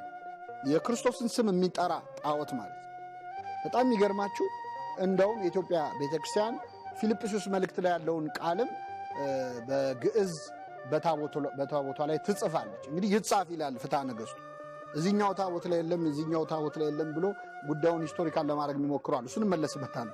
ግን ስርዓቱም ያዘው ጉልበት ሁሉ በኢየሱስ ክርስቶስ ስም ይሰግድ ዘንድ ምላስም ሁሉ የሚለው ለእግዚአብሔር አብ ክብር ይሰጥ ዘንድ የሚለውን የቅዱስ ጳውሎስ ቃል በፊልጵስዩስ መልእክት ያለውን ቃል የኢትዮጵያ ቤተክርስቲያን በታቦቷ ላይ ትጽፋለች። አልፋና ኦሜጋ ትጽፋለች። አንድ ሁለተኛ ጉልበት ሁሉ ለኢየሱስ ክርስቶስ ስም ይስገድ የሚለውን ማለት ነው። በነገራችን ላይ ታቦት ሲወጣ እንሰግዳለን። ለምን? ጉልበት ሁሉ ለኢየሱስ ስም ይስገድ ስለሚል ለስሙ ነው የምንሰግደው። እና ታቦት ጣዖት ነው የሚሉ ሰዎች ጉልበት ሁሉ ለኢየሱስ ይስገድ የሚል ጣዖት አለ ወይ? እንደው እንዴት ያለ ነገር!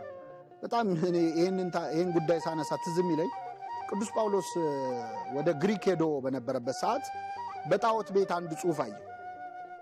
ለማይታወቅ አምላክ የሚል ተጽፎ አየ።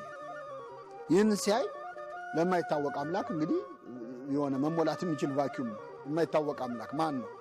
ስለዚህ ቅዱስ ጳውሎስ ይህን ዕድል ተጠቅሞ እናንተ ሳታውቁት የምታመልኩትም የልንገራችሁ የማይታወቅ አምላክ የተባለው እናንተ ያላወቃችሁት እግዚአብሔር ነው ብሎ ክርስትናን አስተማረበት። ቅዱስ ጳውሎስ የማይታወቅ አምላክ የሚል የጣዖት ላይ ጽሑፍን አይቶ ያን መነሻ አድርጎ ስለ ክርስቶስ ማስተማሪያ አድርጎ ከተጠቀመው አሁን የኢትዮጵያ ቤተክርስቲያን አልፋና ኦሜጋ ጉልበት ሁሉ ለኢየሱስ ክርስቶስ ይስገድ ብላ የጻፈችበትን ታቦት ቅዱስ ጳውሎስ ዛሬ መጥቶ ቢያገኘው ጣዖት ነው የሚላት ይመስላችኋል? ራሱ የጻፈውን ቃል አግኝቶ ማለት ኢየሱስ ክርስቶስ መጀመሪያና መጨረሻ ነው የሚል ጉልበት ሁሉ ለኢየሱስ ይስገድ የሚል ጣዖት እንዴት ሊኖር ይችላል?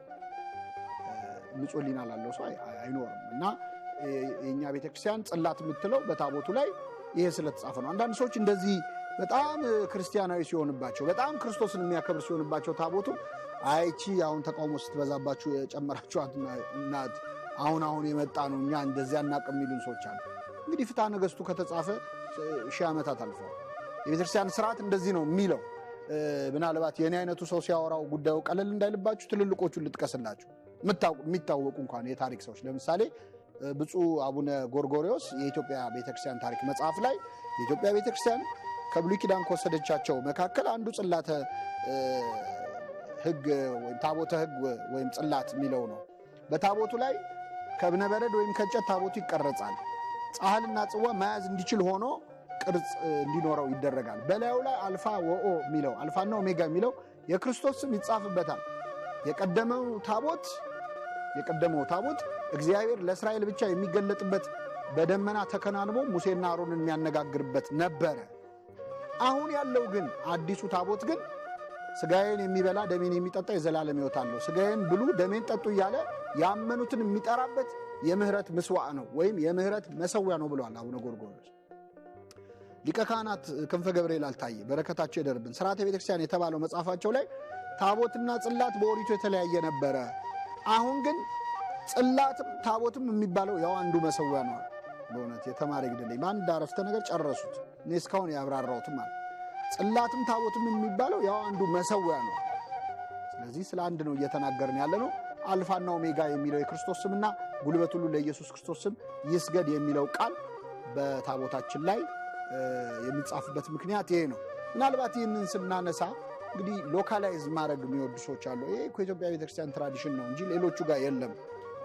በመሰረቱ ፈንክሽናሊ ሲሚላር የሆነ ወይም ስራው ተመሳሳይ የሆነ ቁርባን የሚቀርብበትና የሚፈተትበት የተቀደሰ ነዋይ እንደ ታቦቱ የሚከበር የሌለበት በቁርባን የሚያምን ቤተክርስቲያን የለም። በቁርባን ታምኖ በመሰዊያ ላይ ይታመን አይችልም። ይሄ ሁሉም ጋር አለ፣ ፈንክሽናሊ ሲሚላር የሆነ ማለት። እስቲ ከጎረቤት ከኮፕቲክ ቸርች እንጀምር። መቼስ ከራሳቸው አንደበት መናገር ያስፈልጋል። ለምሳሌ ፋዘር ታድሮስ ያዕቆብ ማላቲ ተብለው የሚጠሩት የኮፕቲክ ቤተክርስቲያን በጣም ብዙ መጽሐፍት የጻፉ የተረጎሙ ሰው ናቸው። ቸርች ዘ ሃውስ ኦፍ ጋድ የሚል መጽሐፍ አላቸው። እዛ መጽሐፋቸው ላይ ስለ መሰዊያው ስለ መስዋዕቱ በጻፉበት ክፍል ላይ ምንም እንደሚጻፍ ጽፈዋል። አንደኛ በፖርተብል አርተር ወይም ተንቀሳቃሽ መሰዊያ በሚባለው ወይም የታቦት ስራ በሚሰራው ነዋያቸው ላይ ማለት ታቦት ላይ ገና አልመጣሁበትም። መሰዊያው ላይ ግን ምን ይጻፋል? አንደኛ ክሮስ ኦር ነምበር ኦፍ ክሮስስ መስቀል ወይም ብዙ መስቀሎች ይሳልበታል። ሁለተኛ ዘ ፈርስት ኤንድ ላስት ግሪክ አልፋቤቲካል አልፋና ኦሜጋ የሚለው የግሪክ ቃላት አልፋና ኦሜጋ ተመሳሳይ ነው፣ እኛም ጋር ይጻፍበታል። ሶስተኛው መሰረቶቹ የተቀደሱ ተራሮች ናቸው የሚለው መዝሙር 86 ላይ ያለውን ቃል እንጽፋለን ብለዋል። እንግዲህ ጥቅሱ ሊለያይ ይችላል፣ ግን ተመሳሳይ ቁርባን የሚደረግበት እንደ ታቦት የሚከበር የከበረ ነዋይ አለ በሁሉም አብያተ ክርስቲያናት ማለት ነው። በግሪኮቹ ደግሞ ኢንዲሚሲዮን ኢንስቴድ ኦፍ ዘ ቴብል ማለት ነው። በላይነን ጨርቅ የሚሰራ ጨርቅ እንጨት አይደለም ማቴሪያሉ አሁን አያከራክረን። ዋናው ግን የታቦት ያህል ክብር ያለው የክርስቶስ መግነዙ ምሳሌ የሆነ ጨርቅ አድርገው ሜንሳ በሚባለው ላይ መስዋዕት ይሰራሉ። ስለዚህ እንደ ቁርባን በወንጌል ምንም መጽሐፍ ቅዱስ ባይኖር ይላል የብዙ አብያተ ክርስቲያናት ስርዓት በወንጌል ቅጠል ከመጽሐፍ ቅዱስ በአንዱ ቅጠል መስዋዕት የሚሰዉ ነበሩ። በእኛም ቤተክርስቲያን የዮሐንስ ወንጌል ታቦቱን ተክቶ የሚሰዋበት ጊዜ ነበር። ሉቂያኖስ የተባለ አባት በ312 ዓመተ ምህረት የነበረ ሰማዕት ነው። ታስሮ እስር ቤት ሆኖ ደቀ መዛሙርቱ ሊያቆርቡት ፈለጉና መንበረ ታቦቱን ይዘው መግባት አልቻሉ። መሰዊያውን አልተሩን ይዘው መግባት አልቻሉ። ምን እንዳደረጉ ታውቃላችሁ? በታመመበት በተኛበት ደረቱን እንደ መሰዊያ አድርገው እንደ ታቦት አድርገው ስጋውን ደሙን ቀድሰው አቁርበውት የቤተ ክርስቲያን ታሪክ የተጻፈ ነው። በጢሮስ የነበረ ቴዎዶር የሚባል አባት ደግሞ አንድ ሊሞት የቀረበ መነኩሴን ሲያገኝ ዲያቆኑን እጅን ዘርጋ ብሎት የዲያቆኑን እጅ ዘርግቶ በዲያቆኑ እጅ ላይ መስዋዕት ተሰውቶ አቁርበውት። እንደዚህ አይነት ኤክሰፕሽናል አልተሮች ግን ተከስተው ያውቃሉ በቤተክርስቲያን ታሪክ ማለት። ስለዚህ ፈንክሽናሊ ግን የታቦት ስራ የሚሰራበት ቅዱስ ንዋይ የግድ ያስፈልጋል። ስጋው ደሙ ነው ብሎ ለሚያምን ሰው ማለት ነው። ለማያምን ሰው ይሄ ቪዲዮ ምንም አያደርግለትም። ቁርባኑን የካደ የሚቆረብበት ጠረጴዛ ቅዱስ መሰዊያ ወይም ታቦት መንፈሳዊ ያስፈልጋል ብሎ እንዲያምንም አንፈልግ፣ እናዝንለታለን። ከዚህ ኦርቶዶክሳዊ ተዋሕዶ ቤተክርስቲያን የምትወጡ ሰዎች በነገራችን ላይ መቼም ልትቆርቡ ወደማትችሉበት ቦታ ነው የምትሄዱት። ስጋዬን ያልበላ ደሜን ያልጠጣ የዘላለም ሕይወት የለውም ነው ያለው። ከዘላለም ሕይወት ነው የምትወጡት። የወጣችሁ ሁሉ እንድትመለሱ ምንመኛው ለዛ ነው። መቼም ከስጋው ከደሙ የማትገናኝበት ቦታ ከመሄድ በላይ ምንም የሚያሳዝን ነገር አለ? ስጋውና ደሙ መታሰቢያ ነው ምንድነው ተብሎ የሚቀለድበት መሆን የለበትም። አማናዊ ነው። ያለ ስጋዬ ያለ ደሜ ሕይወት የላችሁም ነው። ስለዚህ ይህን የሚያምን ሁሉ በተራ መሰዊያ ላይ በተራ ጠረጴዛ ላይ እንደ ተራ ማዕድ ሊበላው ሊጠጣው አይችልም። የክርስቶስ ስጋና ደም በሁሉም አብያተ ክርስቲያናት በዚህ መልኩ ይፈተታል። ወደ ኮፕቲክ ቸርች ልመልሳችሁ። ዘአርክ ብለው የሚጠሩት ቲቶት ተብሎ የሚጠራ ደግሞ በመንበር ላይ የሚያስቀምጡት መንበሩ አለ። እንግዲህ አልተር፣ መሰዊያ፣ መንበረ ታቦት ሁሉም እኩል ኮንስክሬት ስለሚደረጉ ወይም ስለሚከብሩ ተለዋውጠው ሊጠሩ ይችላሉ። ታቦትና መንበረ ታቦት ማለት። ስለዚህ በኮፕቲክ ቤተክርስቲያን ላይ በመንበሩ ላይ ከፖርተብል አልተር እንደ ታቦት ከሚንቀሳቀሰው በተጨማሪ ዘአርክ ብላ የምትጠራው ደግሞ ንዋይ አለ ብለዋል በራሳቸው መጽሐፍ ላይ። እና ይህ ኪዩቢክ አይነት ሆኖ እንደ ክብ አይነት ነገር ሆኖ በላዩ ላይ የጌታ የጸሎተ ሐሙስ ስዕል አልፋና ኦሜጋ የሚለው የክርስቶስ ስም ኮመን ነው ሁላችንም ጋር። ከዛ የዮሐንስና የጌታ ነው በእኛ በታቦት ላይ የሚሳለው ወይም የሚጻፈው ስማቸው። ለምን? መስቀል ላይ ዮሐንስና ድንግል ማርያም ስለነበሩ። ኮብቶቹ ደግሞ የጌታ የጸሎተ ሐሙስ ስዕል ሐዋርያቱ ጋር ያለበት አሉ። መልካም። ከዛ ደግሞ መጥምቁ ዮሐንስም ይጨመራል እና የቅዱስ ሚካኤል አሉ። ይሄ እነሱ ቀኖና ነው። እኛ የሚካኤል ታቦት ካልሆነ እመጣበታለሁ ለምን በቅዱሳን ስም ይሰየማል የሚለው ካልሆነ በስተቀር የሚካኤል አይደረግም። በእነሱ ግን የጸሎተ ሐሙስ ስዕል የሚካኤልና የመጥምቁ ዮሐንስ ስዕል ይደረጋል። ከዛ በኋላ በእሱ ላይ መስዋዕት ይሰዋበታል። ሌላ የሚታሰብ ቅዱስ ካለ ስሙ ወይ ስዕሉ በዛ ላይ ይሳላል ካሉ በኋላ ማብራሪያቸው በጣም ይገርማል። የቀደመው ታቦት የአስርቱ ትእዛዛት ሕግ የሚፈጸምበት ነበር። አሁን ያለው ታቦት ግን ይላሉ ዘ ኒው አርክ ናው ኮንቴንስ ዘ ትሩ ብለድ ኦፍ ክራይስት። አሁን ያለው ታቦት ግን እውነተኛውን የክርስቶስን ታቦት የያዘ ነው። እርሱም ደግሞ ሕግና ነቢያትን ፈጽሞ የሰጠን ነው ክርስቶስ። ስለዚህ በኮፕቲክ ቤተክርስቲያን በዚህ መልኩ ስርዓት ተሰርቷል። ስናጠቃልለው ግን በሁሉም ኦሪየንታል ቀርቶ ኢስተርን ቀርቶ ካቶሊክ አብያተ ክርስቲያናት ፈንክሽናሊ ሲሚላር የሆነ ነገር በየአብያተ ክርስቲያናቱ ታቦት የሚሰዋበት አለ። በምንድን ነው የሚከብረው ታቦት የሚከብረው? በነገራችን ላይ አንዳንድ ሰው ገና የታቦት ኢሹ ሲነሳ እንጨት ነው ይላል። እኛ ብረት ነው ብለናል ወይ ፕላስቲክ ነው ብለናል። ማለት የማቴሪያሉ ጉዳይ አይደለም። የቀደመውም ከማይነቅዝ እንጨት ነው የተሰራው። መስቀሉ እስከ እንጨት አይደል እንዴ? አሁንም መስቀሉ ላይ የፈሰሰውን ስጋና ደም ምን ቆርሰው የምንፈትተው በታቦቱ በእንጨት በተሰራው ላይ ነው። ስለዚህ ማቴሪያሉ አለ። ሰው ነው የሰራው ይላሉ። የቀደመውን ታቦት መላእክት ወርደው ሰሩት። አዎ ሰው ነው የሰራው። ኤልያብ የተባለውን ሰው ምረጥልኝ ይቅረጽልኝ ብሎ ነው ያስቀረጸው። ስለዚህ ዛሬም በአዲስ ኪዳን በሰው እጅ ይሰራል። ከተሰራ በኋላ ግን ታቦት ተብሎ ሊጠራ ይችላል። ለምሳሌ አንድ ጥሩ የእንጨት ሙያ ያለው ሰው ጠርቦ አንድን እንጨት ታቦት አድርጎ ሊሰራው ይችላል። ያንን እንጨት ታቦት አድርጎ ስለሰራው ግን ታቦት ሊሆን አይችልም። በመጀመሪያ ታቦቱን የሚሰራበት ስርዓት ፍትሐ ነገሥት ላይ ተጽፎበታል። የተጻፈለን መሰረት መቅረጽ እንደ ሰውየው የትምህርት ደረጃ ይወሰናል። የማይሆን ነገር ጽፎ ቢቀርጽና አገልግሎት ላይ ቢውል ያፈጻጸም ችግር ነው እንጂ ቤተክርስቲያን አትጠየቅም። መጽሐፈ ሲኖዶስ የሚባል መጽሐፍ አለን በእኛ ቤተክርስቲያን፣ ፍትሐ ነገሥት የሚባል መጽሐፍ አለን። እነዚህ መጽሐፍት ላይ ታቦት እንዴት መቀረጽ እንዳለበት፣ ማን መቅረጽና እንዴት መቅረጽ እንዳለበት በዝርዝር ተጽፏል። በነገራችን ላይ የታቦት አቀራረጽና ራሱን የቻለ ርዕሰ ጉዳይ አለው፣ በሌላ ምክንያት የምንመለስበት። ግን ይህንን ለመጨረስ ያህል ታቦቱን የሚቀርጸው ሰው ነው። ቀርጾ ከጨረሰ በኋላ ግን ታቦት አይሆን። ታቦት የሚያሰኙ 3 ቁም ነገሮች የግድ መኖር አለባቸው። አሁን አልፋና ኦሜጋ ስለተጻፈበት የምንሰግድለት ስንል አንድ ሰው መከራከር ካማረው እኔ ደብተሬ ላይ አልፋና ኦሜጋ ብዬ ብጽፍልህ የእኔ ደብተር ታቦት ነው ወይ ሊለኝ ይችላል። አላል ለዛማ ከሆነ አልፋና ኦሜጋ መጽሐፍ ቅዱስ ላይ ተጽፏል እኮ። እሱን ዝም ብለን ታቦት ነው ብለን ለምን አናከብረው?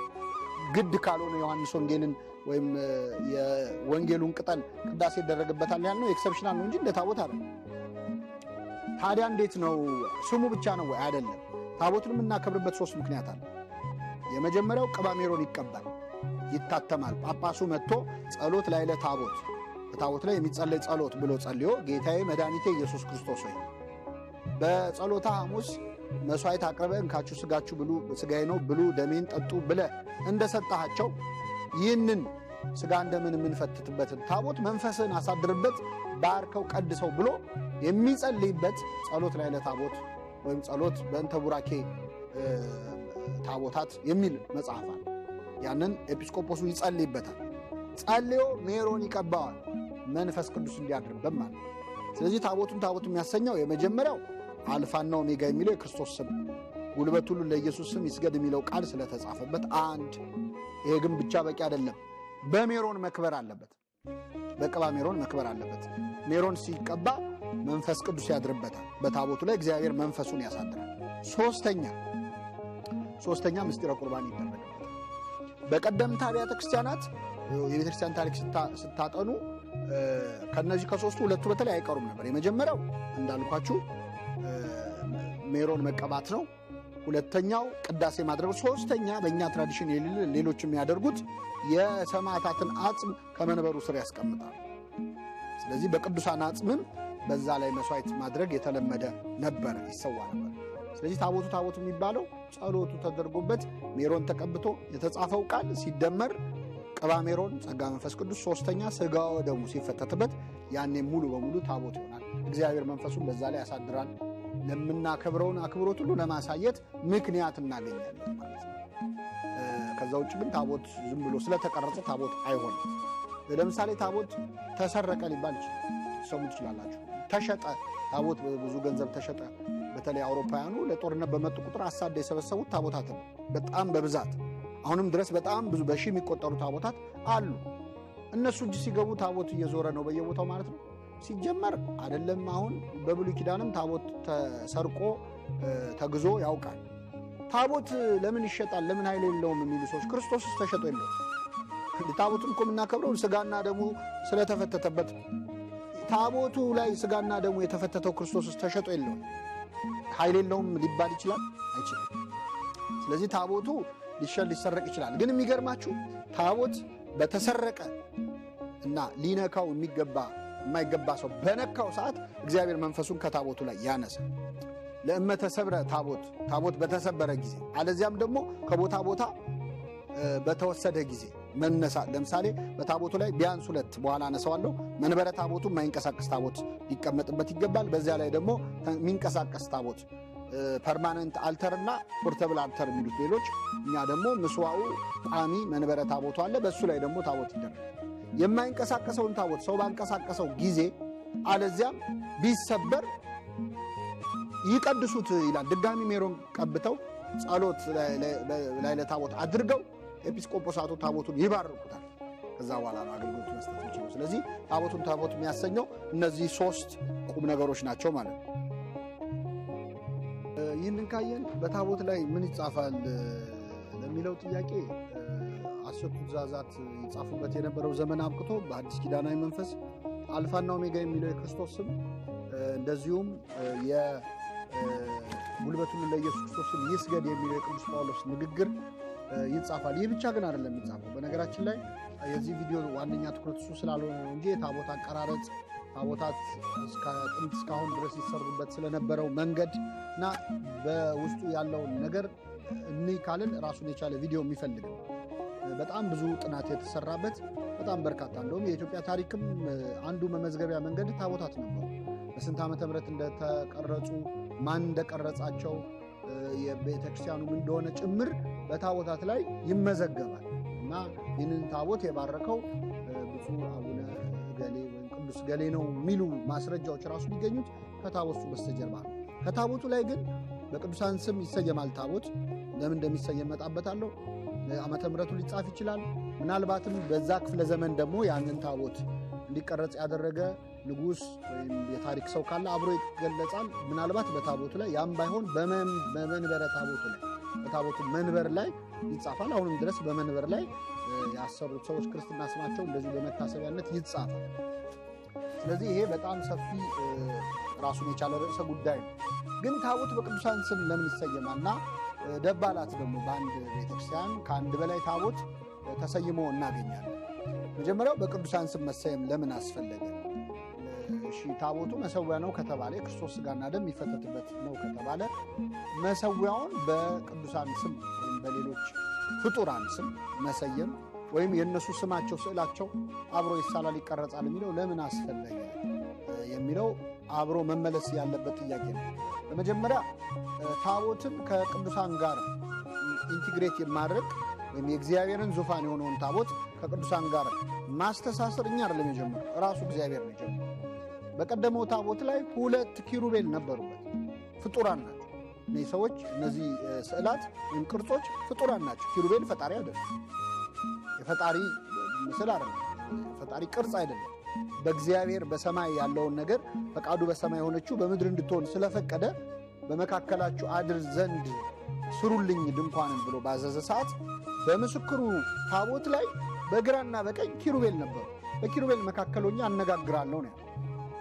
ስለዚህ እግዚአብሔር ማደሪያዬ ብሎ በጠራው በታቦት ላይ እግዚአብሔር ያልሆኑ 2 ኪሩቤል ተቀርጸው ነበር። ስለዚህ እኛ አላመጣነውም ነው ነገረ ወይ ጽንሰ ሐሳቡን ከኛ የተገኘ ነገር አለ።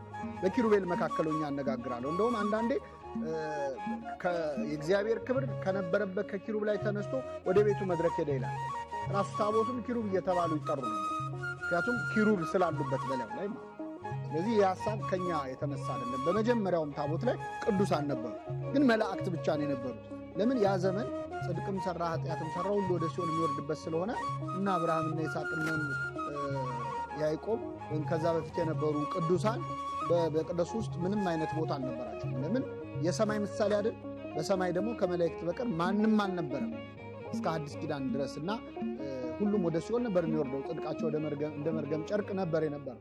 አብርሃም እንኳን ያንን ደሃ እኮ ሲያናገር በሉቃስ ወንጌል ምዕራፍ 16 ላይ ሲኦል ውስጥ ሆኖ ነው ታውቃለህ። ምክንያቱም ገነት አልተገባም።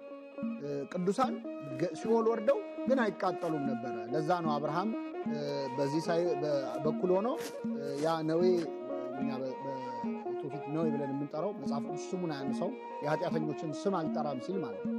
ስለዚህ ጥቂት ውሃ ያበርድልኝ ዘንድ ላክልኝ አልዓዛርን ብሎ ሲናገር የነበረው ሲኦል ውስጥ ሆኖ ነው። እነሱም ሲኦል ውስጥ ናቸው ግን አይቃጠሉም ነበር። ወይ ለከፎሙ ስቃይ ይላል ነፍሶሙ ለጻድቃን ውስተ እደ እግዚአብሔር።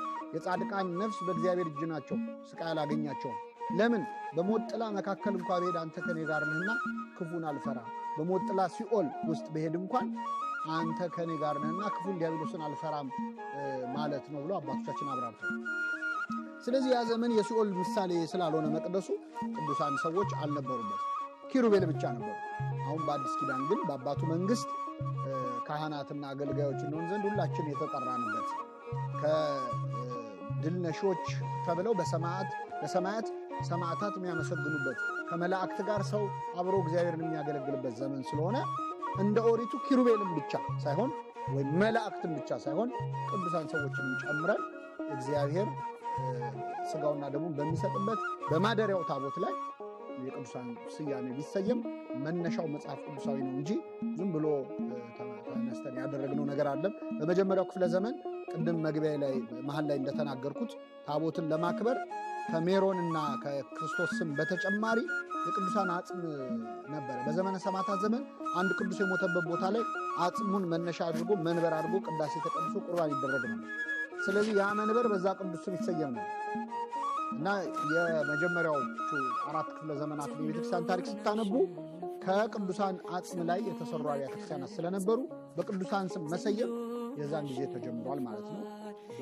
ወደ ሀገራችን ስንመጣ በመጀመሪያዎቹ ክፍለ ዘመናት ላይ ከነ አባ ሰላማ ዘመን ጀምሮ ማለት ነው ባሉት የመጀመሪያዎቹ ክፍለ ዘመናት ላይ ያሉ ታቦታት በአንድ መንበር እና አንድ ታቦት ብቻ ነው የነበረው። በብዙ ቅዱሳን ሲሰየሙ አናገኝም ነበር። አንዳንዱ ጋር እንደውም ታቦት ብቻ ኖሮ መንበር የሌለበት በተለይ በሰሜኑ ክፍል በነበሩ ገዳማት ላይ በታቦታት ላይ ጥናት የሰሩ ሊቃውንት እንደጻፉት እንደውም መንበር ሳይኖር በታቦት ብቻ ስጋው ደሙ እስከ መፈተት የሚደርሱ ምልክቶች ነበሩ የመጀመሪያው ክፍለ ዘመን። በኋላ ላይ ነው እያደገ ስርዓቱ እየሰፋ የመጣው። በቅዱሳን ስም መሰየም በብዙ ቅዱሳን ስም መሰየም ግን ቢያንስ ሁለት ቢሆን የሥርዓት መጽሐፈ ሲኖዶስም ያዛል። የማይንቀሳቀሰው መንበር ላይ ታቦት ይኑረው፣ በሱ ላይ ደግሞ የሚንቀሳቀስ ታቦት ይኑር ተብሎ ቢያንስ ሁለት ነበር የነበረው። ከዛ በኋላ ግን ቁጥራቸው እየበዛ በቅዱሳን ስምም እየተሰየሙ መጥተዋል። ያው እግዚአብሔር በኪሩብ ቅዱሳን ታቦትን እንዳስተዋወቀን ማለት ነው።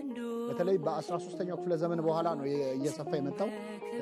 ቅዱስም ንጉስም የነበረው ቅዱስ ላሊበላ በሰራቸው ቤተ መቅደሶች ውስጥ በርካታ አብያተ ክርስቲያናት ስላሉት እና በርካታ መንበር ስለነበር በርካታ ታቦት ስለነበር በዚያ የአርባዕቱ እንስሳን የኪሩቤልም ማለት ነው የሰለስቱ ደቂቅን የእመቤታችንን የቅዱስ ገብርኤልን እያለ የብዙ ቅዱሳን በራሱ በቅዱስ ላሊበላ የተሰየመ እኔ ንጉስ ላሊበላ የአርባዕቱ እንስሳን የአራቱን የኪሩቤልን ጸሎታቸው ምልጃቸው ይደርሰኝ ዘንድ ብሎ ጸሎት ጭምር አድርጎበት በታቦቱ ላይ የቅዱሳኑ ስም ሲጻፍ በቅዱስ ላሊበላ ተገኝቷል። አብዛኞቹ ከዛ በኋላ የተሳሉ የተቀረጹ ናቸው። በአፄ ዘርዓ ያዕቆብ ዘመን ታቦተ ማርያም አብሮ በየቦታው እንዲኖር የእመቤታችንን አለመለየት ምሳሌ አድርጎ እንደሰራ በዚህ ጉዳይ ላይ ጥናት ያደረጉ እንግዲህ ታቦት ታሪክ ማጣቀሻ ነው የሚለውንም ሲናገሩ ነው የሚጽፉት። በዚህ መልኩ አስቀምጠውታል ማለት ነው። እንግዲህ ያንን በሌላ መልኩ መጀመሪያ መኖሩ ላይ እንስማማና ከዛ ታሪኩን እንቀጥላለን በሚል እዚህ ቪዲዮ ላይ ከዚህ በላይ ያልሄድበትም ማለት ነው። በበርካታ ታቦታት ላይ ግን ቅዱሳን ይሰየማሉ። ቅዱሳንም መሰየም እንግዲህ በትንቢተ ኢሳይያስ ምዕራፍ 56 ላይ ራሱ እግዚአብሔር በቤቴና በቅጥሬ የማይጠፋ የዘላለም ስም ሰጣቸዋለሁ ብሎ ተናግሯል። ሰንበቴን ለሚጠብቁ ትእዛዜንም ለሚያደርጉ ጃንደረቦች በቤቴና በቅጥሬ የማይጠፋ የዘላለም ስም ሰጣቸዋለሁ ብሎ ተናግሯል። በቤቴ ደስ አሰኛቸዋለሁ ሁሉ ይላል።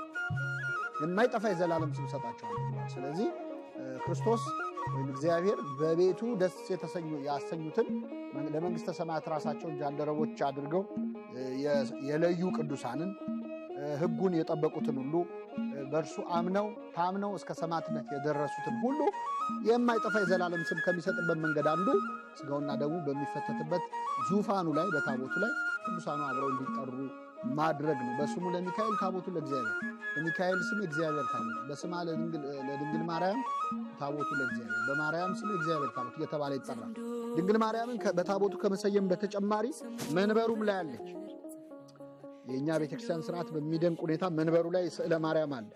ኢትዮጵያዊው ሊቅ አባ ጊዮርጊስ ዘጋስጫ ካህኑን እያሰበ ይጨነቃል። ካህኑ ስጋውን ደሙን የጌታን ስጋና ደም የሚቆርሰው የሚፈትተው በድንግል ማርያም ስዕል ፊት ነው እና የልጇን ስጋ በእናቱ ፊት የሚቆርስ ካህን እንደምን ያለ ነው ይላል። የልጇን ስጋ በእናቱ ፊት ነው የሚሰው። ስለዚህ ይህ ድንቅ መስዋዕት ነው የሚፈጸምበት። ስዕለ ማርያም ለምን ይደረጋል? በኦሪት ከሩቅ የሚያየው አንድ ሰው መቅደሱን ማየት አይፈቀድለትም እንጂ ከገባ የሚያየው የኪሩቤልን ስዕል ነው። አዲስ ኪዳን እግዚአብሔርን የተሸከመች ኪሩብ ወላዲት አምላክ ነች ያቀፈችው። እንደውም ኪሩብ ተሸፍነው ነው ቅዱስ ቅዱስ ያሉት። እሷ ግን አቅፋ ያባበለች፣ ያስተኛች፣ ያጠባች፣ ያሳደገች በኪሩቤል የምትበልጥ የአዲስ ኪዳን ኪሩብ ወላዲት አምላክ ነች። ስለዚህ ከፊት ለፊት ስዕለ ማርያም እናደርጋለን። ግብፃውያን እና ህንዳውያን መስቀልም ያደርጋሉ። ክርስቶስ ተሰቅሎ ያው ቴዎሎጂካሊ አንድ አይነት ነው። ድንግል ማርያም አቅፋው ያለው ስዕልና ጌታ ተሰቅሎ ያለው ስዕል በእኛ አይን አንድ ነው።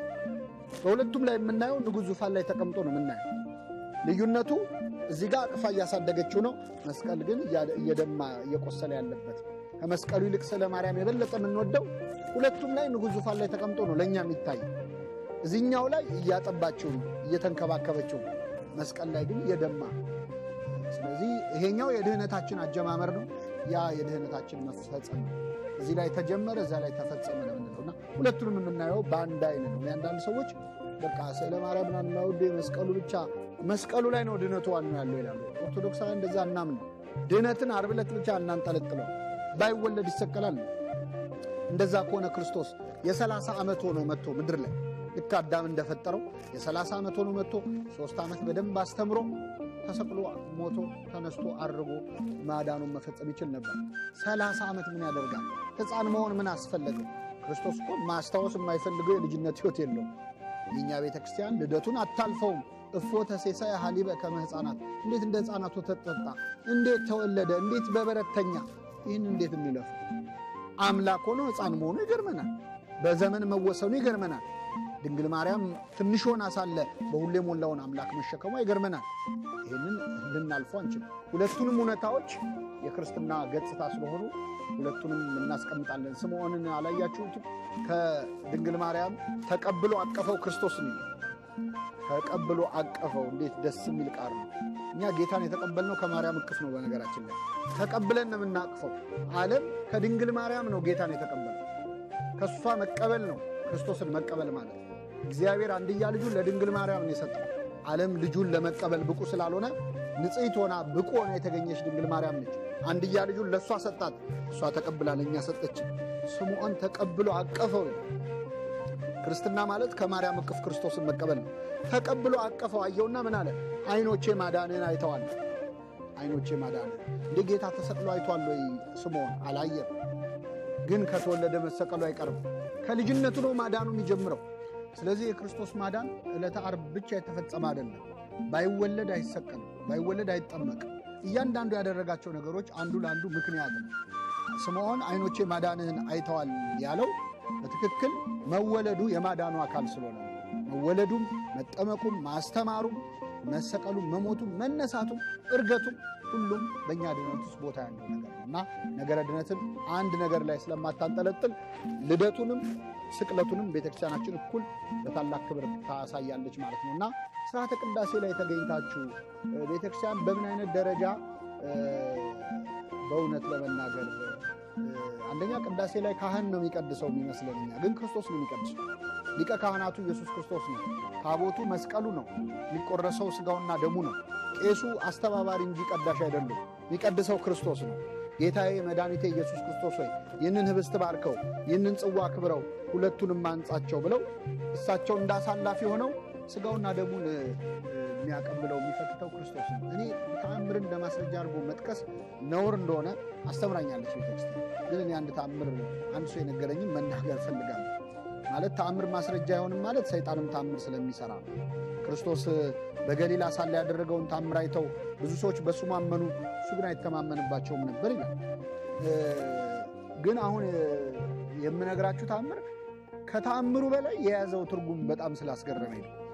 ነገሩን የነገረኝ ሊባኖስ ሀገር ሄጄ አንድ ኢትዮጵያዊት ያገባ እና ከእርሷ ልጆች ያፈራ አንድ የሊባኖስ ሀገር ዜጋ ሰው ነው። ካቶሊክ የነበረ ወደ ኦርቶዶክስ የተመለሰ። የልጁ ስም ሻርቤል ካልተሳሳቱ ሻርቤል ይባላል። ምናልባት ቪዲዮ ካዩ በኋላ በእርግጠኝነት አዎ የገጠመኝ ይሄ ነው ብሎ ማብራሪያ እንደሚሰጠኝ ተስፋ አደርጋለሁ። የልጁ ፎቶ ነው እኔ ጋር ያለው። ከዓመታት በፊት ነው የሄድኩት እዛ ቦታ እና ምንድን ነው የነገረኝ፣ ቅዳሴ ላይ ሚስቱን ይዞ ይመጣና እሱ ካቶሊክ ነው፣ እሷ ኦርቶዶክሳዊት ነች። ልታስቀድስ ስትመጣ ይዟት ይመጣና ጥሏት ማለት ነው በመኪና ይሄዳል ወደ ሌላ ቦታ። ከዛ ወደ ሌላ ቦታ ሄዶ ቆይቶ ቅዳሴ ሲያልቅ መጥቶ ፒክ ያደርጋል። አንድ ቀን ግን በጣም አመማት፣ በጣም ጤናዋ ታወከ እና ሲታወቅ ቤተ መቅደስ ይዟት አብሯት ገብቶ ማስቀደስ ቆሞ እያስቀደሰ እሷን እጇን ይዞ ካሁን ትወድቃለች በሚል ስጋት ማለት ነው አብሬያት አስቀደስኩ። ይሄ እሱ የነገረኝ እንደምነግራችሁ እና ከዛ መጨረሻ ላይ ለምን እንደተመለሰ ወደ ኦርቶዶክስ ቤተክርስቲያን ነው ቢነገረኝ። ቅዳሴው ካለቀ በኋላ በጣም እግዚኦታ ከተባለ ጀምሮ ከእግዚኦታ ጀምሮ በጣም እየከበደ ይመጣል። የሆነ መንፈስ አለ እና በጣም ልቤ እየተጨነቀ መጣ። የሆነ በቃ ቤተ መቅደሱ የሆነ ነገር እንደሞላው ይሰማኝ ነበር ከዛ በኋላ ቅዳሴ ተደርጎ እግዚኦታ ተብሎ ቁርባን በሚወጣበት ሰዓት ወደ ቁርባን ይዘው ወደሚወጡት ካህናት ስመለከት አለ ሰራዩ ካህን ዋነኛው ቄስ ሆኖ የሚቀድሰው ፊቱ እንደ ፀሐይ ያበራል እና ፊቱን ማየት አቃተኛለ። በጣም ፈራው እና በጣም ደነገጥኩ። ይታይሻል ወይ ብዬ ለሷም ጠይቋት አጠገብ ይላሉ ማንም ሰው አው እኔ አየው ያለኝ የለም። ከዛ በኋላ በጣም ደነገጠ።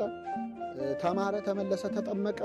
ስጋው ደግሞ የሚቀበል ኦርቶዶክሳዊ ሆነ እና አሁንም ድረስ አለ ሳስቀድስ ያየሁትን ነገር አላይም፣ ግን አሁንም ድረስ ደፍሬ የቄሱን ፊት አላይም።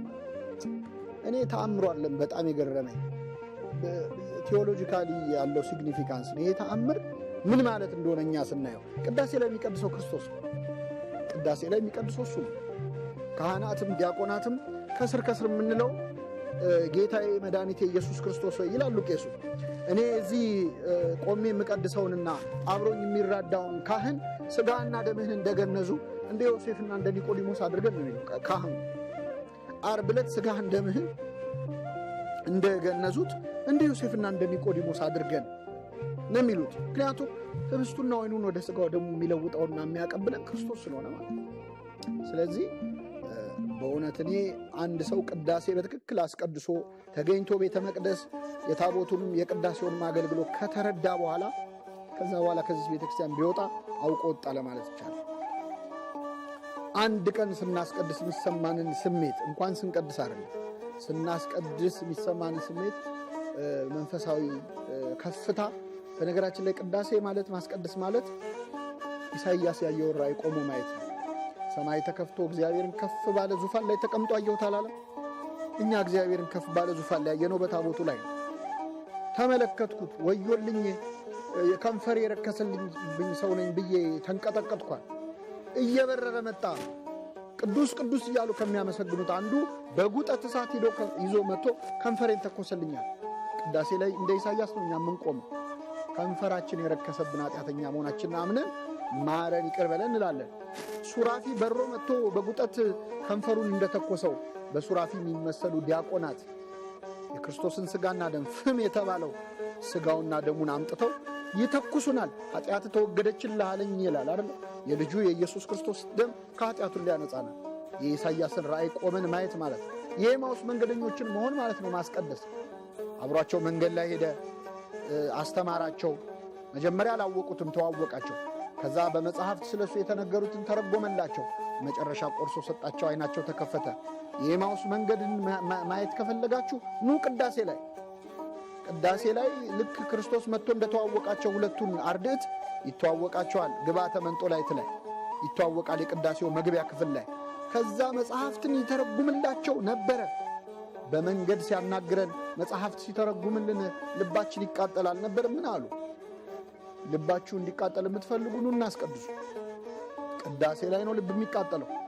መንፈስ ቅዱስ ወርዶ ልብ የሚያቃጥል ትርጉሙን የኦሪቱን የሐዲሱን መልእክታቱን እያነበበች ቤተክርስቲያን ልባችንን ታቃጥለዋለች። ክርስቶስ ራሱ ተገኝቶ ያቃጥለዋል ልባችንን በመንፈስ። ከዛ ቆርሶ ሰጣቸው፣ አይናቸው ተከፈተ ይላል። ስጋውን ደግሞ ቆርሶ ሰጥቶ አይናችንን የሚከፍተው በቅዳሴ ላይ። እኛ ቅዳሴ ላይ ነው የዮሐንስ ራእይን የምናየው። እኛ ቅዳሴ ላይ ነው ጰራቅሊጦስን የምናየው፣ መንፈስ ቅዱስ ሲወርድ የምናየው። እና ይህ ታቦት መንፈሳዊ የተባለ ታቦት የክርስቶስ ስጋና ደም የሚፈተትበት ታቦት ነው። ስጋውን ደግሞ ያላመነ የሚፈተትበትን አያምንም። የሚፈተተው የክርስቶስ ስጋና ደም ነው ብሎ የሚያምን ግን የጌታ ስጋና ደም ነው የሚሰዋበትን የአዲስ ኪዳን መሰዊያ አይደለም ማክበር ይንከባለላል። እግሮቹ በሚቆሙበት ስፍራ እንሰግዳለን የሚለው። ስለዚህ በዚህ መንፈሳዊ ታቦት ፊት በታላቅ ክብር ጉልበት ሁሉ ለኢየሱስ ክርስቶስ ይስገድ የሚለውን ቃል እያስታወስን እንሰግዳለን። የአዲስ ኪዳኑ ታቦት አገልግሎት በጥቂቱ የሚመስል የሰማነውን በልቡናችን ያሳድራል።